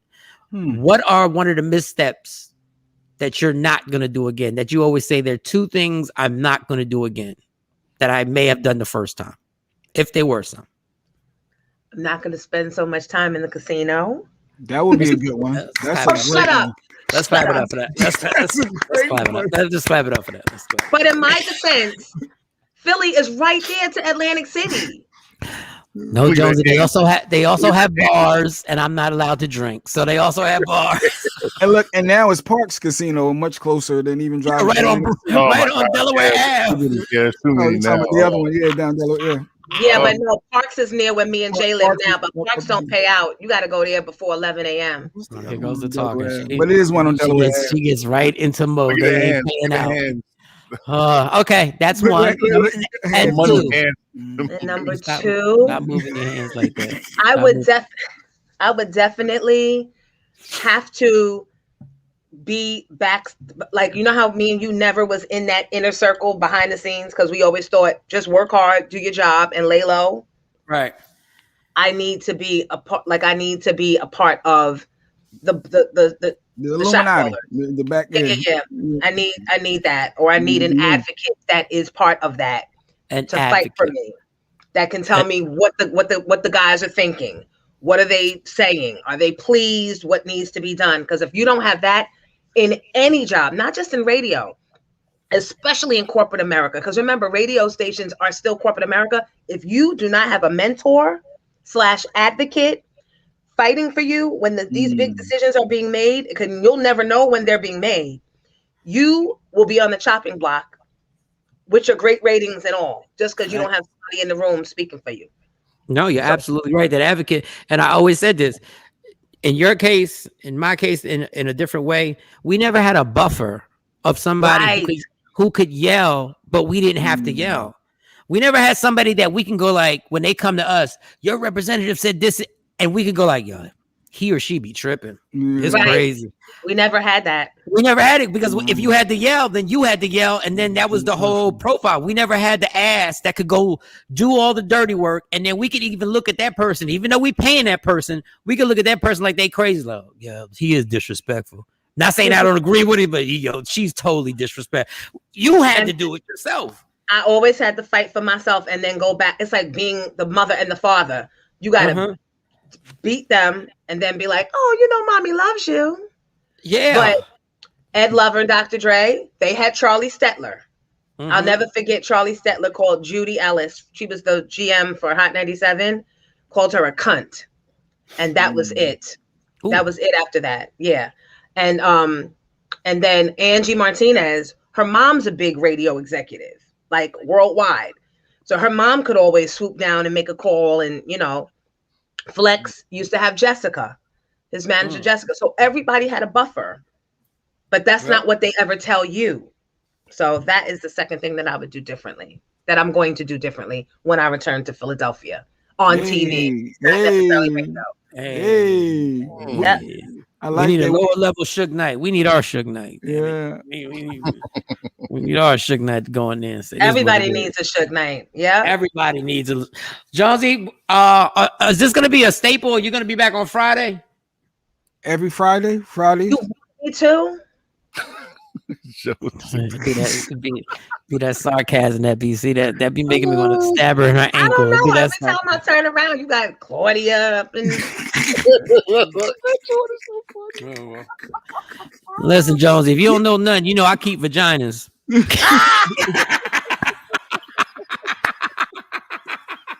yeah, y'all need me here. This is like the locker room. This is the fucking That's locker what room. they say. Locker room barbershop. Yeah, that's what they say.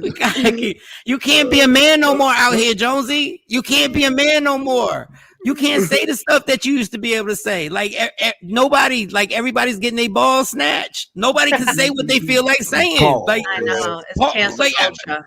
You know what I'm saying? It's like, okay, I'm like, every time you say something, you got to preface every comment with saying, I have no disrespect to so-and-so. Every time you say something, I support so-and-so. I support this. Like, dog, when you're at the barbershop, it is what it is. Like, you know, that's like what this show is. I love that.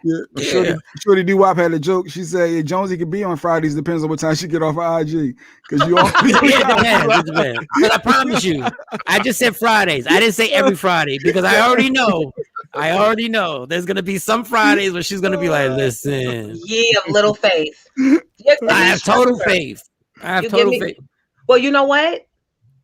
Because Monday, Che is supposed to start going back into school physically. And I don't know what that means for me. Like what time I'm going to have to drive him. And then you got to sit in the line. And so let me find out. The principal's calling me today. But I definitely will come. I just don't know the time. Yeah, and this is when I'm proud of Jonesy. She's raised these two sons, and she takes them to schools where you sit in the line to drop them off. When you sit in the line to drop the son off, that's a good school. The school's an excellent school, and she's got them both in excellent schools. One's in college right now. No, he's not. It's high school. Oh, high school, yeah. Boarding school, yeah. God, he's on his goodness. He's in Choate. He's in Choate. For those of you that watch Power, he is. Is that real? Yes. Choate. Oh, hell yeah. And they did not like being referenced in Power. I didn't know that was a real. Oh, wow. Yeah, I'm sure they didn't. Wow. And Jalen has school 6 days a week. And he got to wear his little navy blue blazer and his little khakis every day. He got his Tariq on. He getting his Tariq on. All right. And be on his bicycle, hustling from part of campus to the other campus to not be late. As long as he ain't selling nothing. He ain't selling nothing, right? All right, we're gonna stop playing. All right, we're gonna try and get Jonesy here. We're gonna stop playing. See, y'all immature. Y'all immature. He's selling candy. He's selling candy. Cut it out. What y'all doing right now? He got them assorted Swedish fish. That's what he said. Oh my God. There it is. You're not gonna profile this kid. You're not gonna do that to this kid. You're not, because you got that white lady talking about, I thought it was a taser. We're not doing this. We're not profiling. We're not profiling. All right, Jones. So thank you, though. Thank you. I'll see you. We're taping Sunday. Miss Jones Morning Show reunion. It's episode 12 is up now, and 13 will be on Monday. We have Mr. C, and then the following week we have SWV, and then the following week after that we have AZ, yes. And then we have Papoose and Remy. Yes. So the next 3 to 4 weeks to set up. We ready. Yep. Boy, the evolution of Remy is absolutely amazing. Can I just tell you, she is so excited to talk to you. Oh, Remy. Shawn Michael. She said, let me tell you something, Shawn Michael. Oh my God. And she's shooting a movie. She's shooting a movie now. Now, I don't have details, but Pat was just telling me her schedule is a little more sketchy, but I'm like, go get your movie. We'll be here, right? Yeah. We'll be right here. We'll be right here. And I don't know any other man who would have done what Papoose did. So I really applaud that relationship is on a whole nother. I don't even think they get the credit for how the credit they should get for that relationship. Because they were new. They were really new when she went to prison. Mm-hmm. So he had to, it was a lot. And he hung in there. He knew what he wanted. He stood by. And the fact that out of all these star rappers, now I don't know everybody's bid, y'all. I don't know how many years every rapper did. I don't know. So please don't hit me and be like, yeah, but this rapper, I don't keep track on everybody's. But the rappers that we interviewed, for her to get the longest bid out of everybody, from Lil Wayne to Ja Rule and the ones that we were dealing with, for her to get 7 years, am I right that it was 7 years that she got? 6 years and 7 summers, something like that. Yeah. And she had to do all those years. Not saying she ain't do something bad. I'm not excusing that because y'all can't wait to jump on the DM right now. I understand things happen, but she caught that bid and I was like, I really thought it was over. And I wasn't the only one who thought it was all over for Remy after 7 years being locked up and how the game changes within 30 minutes, not to mention 7 years. Yeah. But what they've done is incredible. And that once again is having a team or a village that is preparing for you. They're not giving up on you. And they're watching things change while you're away, and they're keeping you caught up with the time, and they're making deals and having meetings with Mona and this one and that one on how to capitalize. You know what I mean? And to be quite honest, Nicki Minaj didn't really like change the world when Remy was away. She did not jump in Remy's lane. You know what I mean? Nicki was more in Lil' Kim's lane. So the world was ready for a Remy or / a Foxy. Yep. Yeah. Yeah. Hey, you heard your girl Foxy gonna be on Drink Champs. Why? All right. This is why we will have Josie on Friday. We gotta have her back. Yes. Yes. Because we're just gonna ask her. We're just gonna ask her and just let her run on Friday. And just real quick, I just want to say this. I don't know if you guys listen to the reunion show or not. It's up on YouTube now, but when they told us that Black Rob got an offer of what do you need? What do you need? I saw the video. What do you need? Instead of him saying, I need a house, I need medical help, I need this and that, he said, I want to be on Drink Champs. Yeah, that was the first thing. Yeah. That, like, I need to get on Drink Champs to see what the fuck Nori got going on. And now you got Foxy coming out of retirement, and that's her first move? Yeah. Yeah, I need to be able to get Nori on the phone. All right. Yeah, we just got to get Nori on the phone. He'll want you on there. He'll want you, but you're right. Like Drink Champs is, the fact that he said, I just want to get, and whoever the rapper was like, okay, we're not doing Drink Champs. I'm really trying to get your room and board. I'm trying to make sure you're okay. I'm trying to help you stay alive. Yeah. Wow. And you want to go straight into the fire. Big shout out to LL.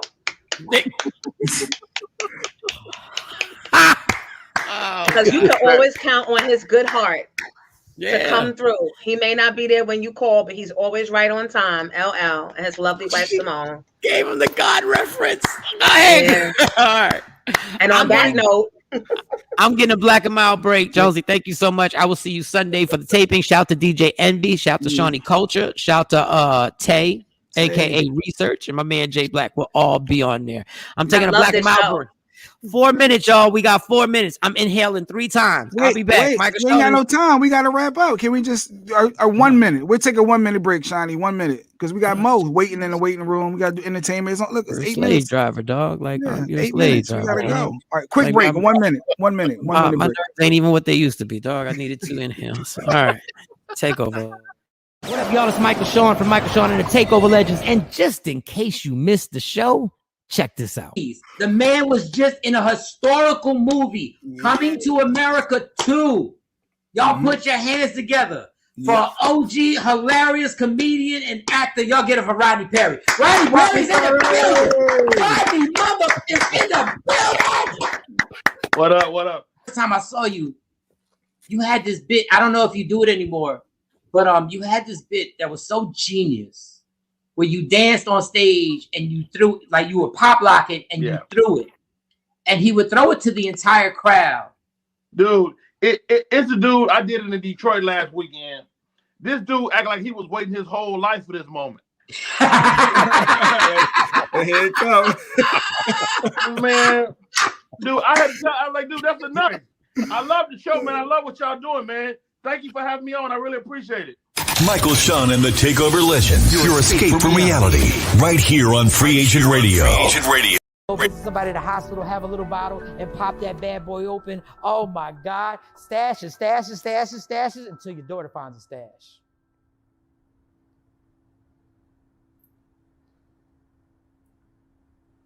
The twins Autumn and Kayla, my twins, had a dance. Their first dance in middle school, and I was drinking all day. I got them there. I mean, I didn't even drive. My fiance, Stacy, drove, and I made it. And I even videotaped them. I got out the car, and I was good. I videotaped them walking in. I said, I'm being a good dad. I got in the car. We drove home, and I kept drinking. Passed out. I couldn't make it back for the pickup. But hell, I got them there. Well, at least I rode there with them. I took pictures. My oldest daughter found the stash.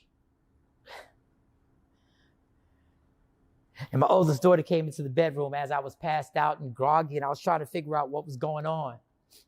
What the hell's going on? What is she talking about? What is she talking about? Is this what you do, Dad? Is this what you want? Is this why you couldn't take the twins or pick them up from their first dance?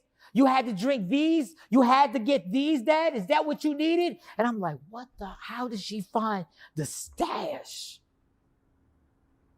I had the audacity to yell back at my daughter. Girl, who you talking to like that? I don't know who you talking to in this house like that. The audacity to get mad because she found the stash. Everything she said was the truth. But me, I wanted to argue. I don't know who you're talking to. I'm still your father. You don't talk to me like that. And in the back of my mind, my sick alcoholic ass, I was sitting there looking at my stash saying, girl, if you don't want this to become a real problem, you better not throw out what's ever in that stash. If you don't want this to really get turned up, you better not throw out what's in that stash. Don't never stop if you want to be on top, yeah.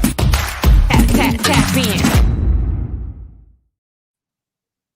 Tap in. Michael Shawn and the TakeOver Legends, Jay Black, DJ Cam, and the segment called Allegedly, featuring Miss College Degree on top of college degree on top of college degree on a Friday. We're a little late, but we're here. Sexy Mo, what's really good, Sexy? We're a little late. Yeah, we late. Late with good cause. What I'm sounding like, Michael Shawn? Ooh, you sound good. Sound good, but the lighting is a little off for me. The lighting is. I need the lighting too. I need You to be can't balanced. have your damn cake and eat it too, Jay Black. Gotta be balanced. All right, but no, you sound good. Oh, it's fine. That's the sunlight shining on you. That is the light of God shining on you. The light of God shining on that shoulder. Angels on my shoulder, son. Yes, exactly. It's God. Go ahead. What's the first story? Let's get to it. Well, speaking of God, Michael Shawn, Lil Nas X has been in trouble. He's been in the media a lot lately. Of course, that controversial song that he pushed out, Montero, has gotten him into a lot of trouble, but it's still streaming. It's actually doing exceptionally well, despite all of the pushback from a lot of the endorsements he has. The company who he partnered with to create that whole Satan shoe had the whole issue with the voluntary recall. He actually sold out of the shoes, which he had only a limited quality of like 666 shoes. But they went at Jay Black, $1,018 a pop. Whoa. So although Nike won and he's having to, recall the orders, I guess he's going to ship everybody. They stack back for those shoes. He actually has a t-shirt line out now. So there's no stopping him. He keeps pushing this product, but there are people out here who are buying it. It's been employed for years. It's been employed with rock groups in the 60s. If you bring the devil in and you make something crazy happen, people respond. And the marketing strategy has always worked. Ozzy Osbourne used to bite off birds' heads live on stage and bite off the head, and the bat would be laying there dead, and it'd be symbols of the devil. And to this day, Ozzy Osbourne is iconic in the rock and roll culture Right. and everything like that. It's the same old ploy that happens over and over again. Listen, I told you, I don't believe he believes in any of that. I believe he was just so this was going to be the master plan by whoever formulated it, and he went right along with. I just saw a documentary about him that he has on YouTube of him working out and what he did during COVID and what he was planning and stuff like that. Just a normal kid making a bunch of music and songs that I didn't even know existed that my daughter had to put me up on. So well, a lot of people are really pushing the narrative right now that he's only saying that he's gay to boost his career, that they don't feel like that he's really gay, because when he came out, that wasn't, the whole narrative. So they feel like he switched up the narrative to kind of stay relevant.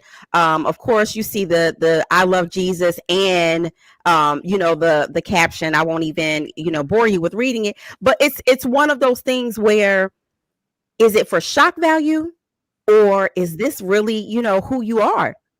Is this really your belief? So he's getting a lot of pushback, but in the same turn, he has a following, and people are buying up at this merchandise. Yeah. Now he was just in the news, again talking about his mother, of course, which is very heartbreaking. Anybody who has had a family member who's been immersed in addiction and just, no matter what you do, you can't help that person, or that person is out on the street. People were, antagonizing him like, oh, you got all this money, why you can't help your mom? Why is she out on the streets? Why is she homeless? Why is she on drugs? And he took to the gram like saying, hey, I've done everything in my power to try to help her, but nothing has worked, And so my heart goes out to him in that aspect, because we all had family members who have been in the streets or in some sort of addiction that you have the resources to help them, but it takes them. Yeah, of course. To want to survive. People ask me all the time. I got a cousin, I got a brother, I got a son, a daughter who's addicted. What can I do? Right.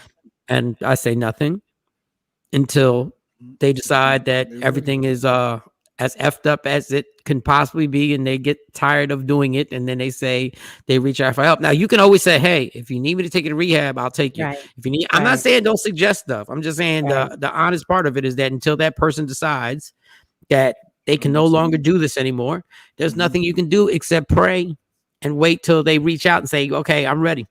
So, right. Next story, girl. Well, speaking of praying, Pretty Ricky Baby Blue, he is still in ICU right now. I don't know if you guys know, but he was in an altercation where someone tried to steal a gold chain. And of course, a fight ensued. He got shot in the shoulder, and most people are like, oh, shoulder wound. No, it's serious. He took to the gram yesterday saying that he's having to learn how to breathe and literally learn how to walk again. The bullet is stuck in his back. So this is something serious.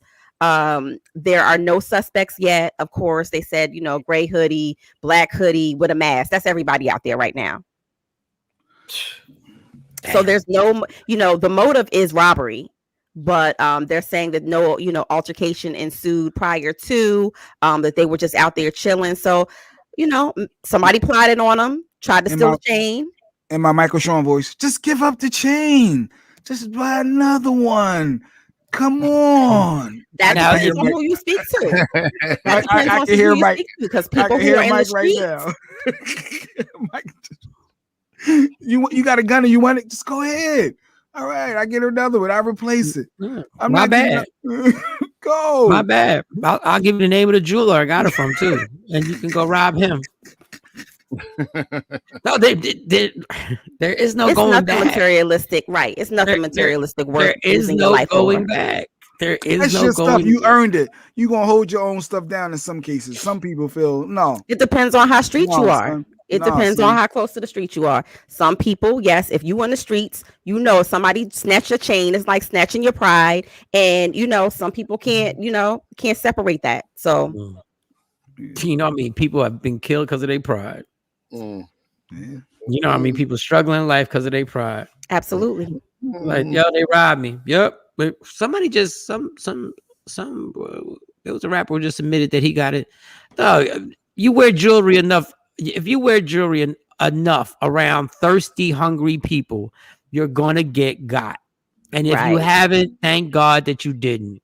You keep going around thirsty cats with $10,000-$20,000 worth. You keep going around thirsty cats with a chain that's $1,000 around your neck. You keep going around them. People been I'm robbed for just less. saying, please give it up. Please, I'm just asking you because ain't no going back. Right, Go ahead. exactly. So, talking about ain't no going back. Lil Wayne has done it again. Allegedly, he has gotten hitched. He's off the market. And, he is teasing his fans. He left a little message on social media saying, I am the happiest man alive. Today is the beginning of our forever. And then he tagged it the Carters. So, he has been seen with his girlfriend, plus size model Denise Bidot. He like him thick. That's not his first plus size model girlfriend. She's big, thick, and he's a little dude. He really into this big, thick. Well, you know what they say about thick girls. Yeah. They thick. What they say? What they say about thick girls? I don't know. What? They say the macaroni and cheese sound is real. She's not big. She's not like big. No, like, I said thick. So there's a difference between big and thick. She's thick. No, that's nice. She's a nice size thick though. Milkshake thick. Well, dog, he's smaller than me. But you know what? Low key, a lot of small guys like big girls. There's nothing wrong with a little thick girl, especially in the wintertime. I'm not saying there's nothing wrong with it. Just not me. It's like I'm human good. earmuffs. No. Mm-hmm. God bless thick girls. I don't even want to say because then it'd be all taken the wrong way. Is she white? Is she white? She's something. She's other. She's older. Other. Well, the less melanin you have in your skin, the older you appear to look. Yeah. Lil Wayne is not a spring chicken either. He's not young. I'm telling you, the older Lil Wayne gets. Oh, man. She's 34. She's only 34 years old. How old is Lil Wayne? God bless him. Hey, God. Weezy, I don't know. Listen, he said he's the happiest man alive. So whatever she's doing, that macaroni and cheese is working. Because God, Lil Wayne gonna look like an old. Good money. He gonna look like an old lady. God, Lil Wayne been through it. He really has. God bless Lil Wayne. Go ahead. I don't even want it because I don't want to do the regular jokes. I like Lil Wayne a lot. He's gonna look a mess. Well, maybe that's why he went and got married now. God, I'm telling you guys. Better or worse. All them people who say black don't crack. Stop. Don't make me start bringing examples up here. Well, you gotta take care of yourself. You still have all those tattoos, and tattoos break down the skin tissue. So he's not going to age well. That's just that. Okay, I'm just telling you.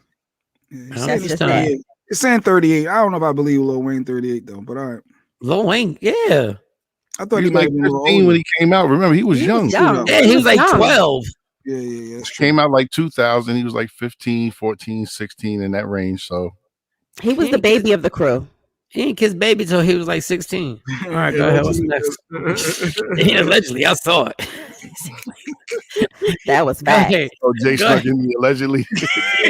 He snuck in the allegedly. It don't matter. That was facts. Somebody can knock on the door. Like, who is it? UPS. Jay be like, allegedly. He's going with FedEx. And UPS. Go ahead. Give me one more. So, Michael Shawn, listen. This has been the month of settlements and out of court and in court disputes. Antonio Brown finally has reached an agreement with Brittany Taylor in regards to the sexual assault that he's been accused of. Now, if y'all don't remember, she accused him of not one attack, but multiple sexual assaults and one violent sexual assault back in 2018. Well, now she's dropping the charges. They have come to a monetary agreement outside of court. And so here you have it again. These accusations go away. You reach a civil settlement or some type of mediation settlement of monetary value, and then that's it. So he's not going to face any jail time behind this. But what I find very interesting is a lot of times when you make these accusations, to police, even if you recant your statement, you know that they can actually go back and prosecute you. So I find it very interesting that she's like, okay, I'm going to drop the charges. You know, this is enough money for me. I'm going to sign on the dotted line and that's going to be that. But you never know. The state could come back and prosecute him. But it's just that they got to take it in front of a grand jury and have enough evidence. So it's going to be tough. If she's not going to be willing to cooperate and she says, no, it's going to be tough. And I don't know if they want to wait. Well, but they you're can right. take her original statement. They can take her original statement and still prosecute. I've seen it happen. And then the lawyer's going to tear them apart because they're like, well, she took the money.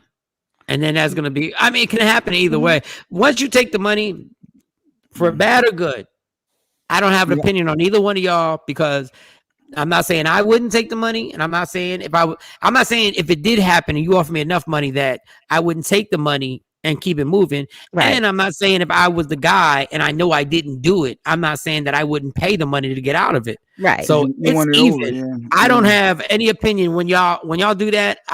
You can't come back to me and be like, what's your opinion? You think he did this? Nope. I have no opinion. They said they shook on it and they said we're going our separate ways and they got to deal with what happened in real life. And what's the price tag on hurt, Michael Shawn? You know, I mean, apparently, you know, they came to an amount that padded.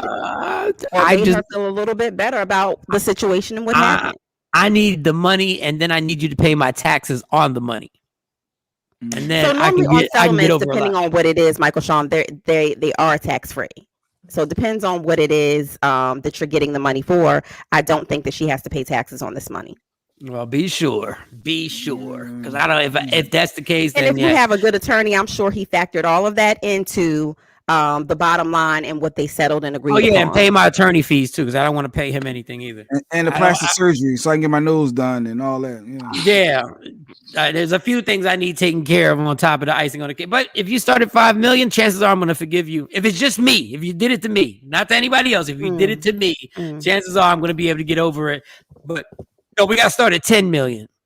Start at 10 million. That's enough for vaginal rejuvenation. That's enough for some everything. My therapy bill. That's that's enough for some of everything. I provided vaginal rejuvenation. He will do it again with another woman because he thinks he's all that with his cute self. All right, that was a whole. Let me read. But this you know again, what? But sexual assault is not. Let me read this again. Come on, Kat. He said he will. Is not about that. He will do it. What is she saying, Michael? He will do it again with another woman because he thinks he's all that with his cute self. So I guess he's cute then because you. Okay, I don't know. But you know what? Sexual assault is about control. It's really not about a desire, or it's about control. If it happened, allegedly, and it's a lot easier to prove a civil case, as Tasha's alluding to. So right. Yeah, and guess what? He plays with Tom Brady, and the Buccaneers want him on the team, so he might not even have to pay it. The team might have paid it for him. Who knows behind the scenes? Who knows? Yeah. Tom Brady might have cut the check and been like, "Yo, we need you for the season this year. Trying to get another ring, son. Yeah, you're trying to get another ring. Just keep your nose clean." So, anything else? But what it will affect is probably his endorsements. So he didn't have no endorsements, but future possible endorsements. Nope. He's not that dude. Nobody's coming to him. No, he's the and let's not get it messed up. It might let him catch the game-winning Super Bowl catch. Let him win a Super Bowl and be the game-winning touchdown that everybody's talking about. He will have a Gatorade commercial. We forgive and forget real fast if you're really good at sports. If you're really good at sports, listen. Mike Tyson went to jail for rape, and cats are buying his pay-per-view specials to fight now. He got convicted of it. We do. And we're like, hey, he's changed. All right, that's because we romanticize our heroes, our artists, our favorite movie stars. We romanticize them, so we always forgive them. Yeah, well, we don't always. It depends on who he is. It depends on who he is. Absolutely. Still like looking at OJ, but I don't think anybody romanticizes with OJ and everything. Are you good? Are we done? He got football. We are good. We are good. We are good. Right. That was wonderful. Shout out to Sexy Mo for allegedly. Listen, y'all, we're super late. Monday morning. Have a good weekend. Be safe out here. Really be safe out here. I don't want to get into it. Just be safe. Be safe. Be safe out here. This is not This is not the time in this country to be doing no hood-ish. No fussing with the cops. No fussing. I'm telling you, this is not the time to be trying to get at somebody and the cops will come. This is the time to really just chill. And whatever beef you have, let that go. Love me for who I am, not who you want me to be, because I can never be that. And understand there's only one thing in life that is guaranteed. It will end. So enjoy every minute, every second, and never let anybody steal your happiness. It belongs to you. Fight for it. Michael Shawn, Jay Black, Sexy Mo, DJ Cam. Shout to Jonesy for stopping in on the show. We are the TakeOver Legends. Yeah. Michael Shawn and the TakeOver Legends, where nothing's off limits. Free Agent Radio.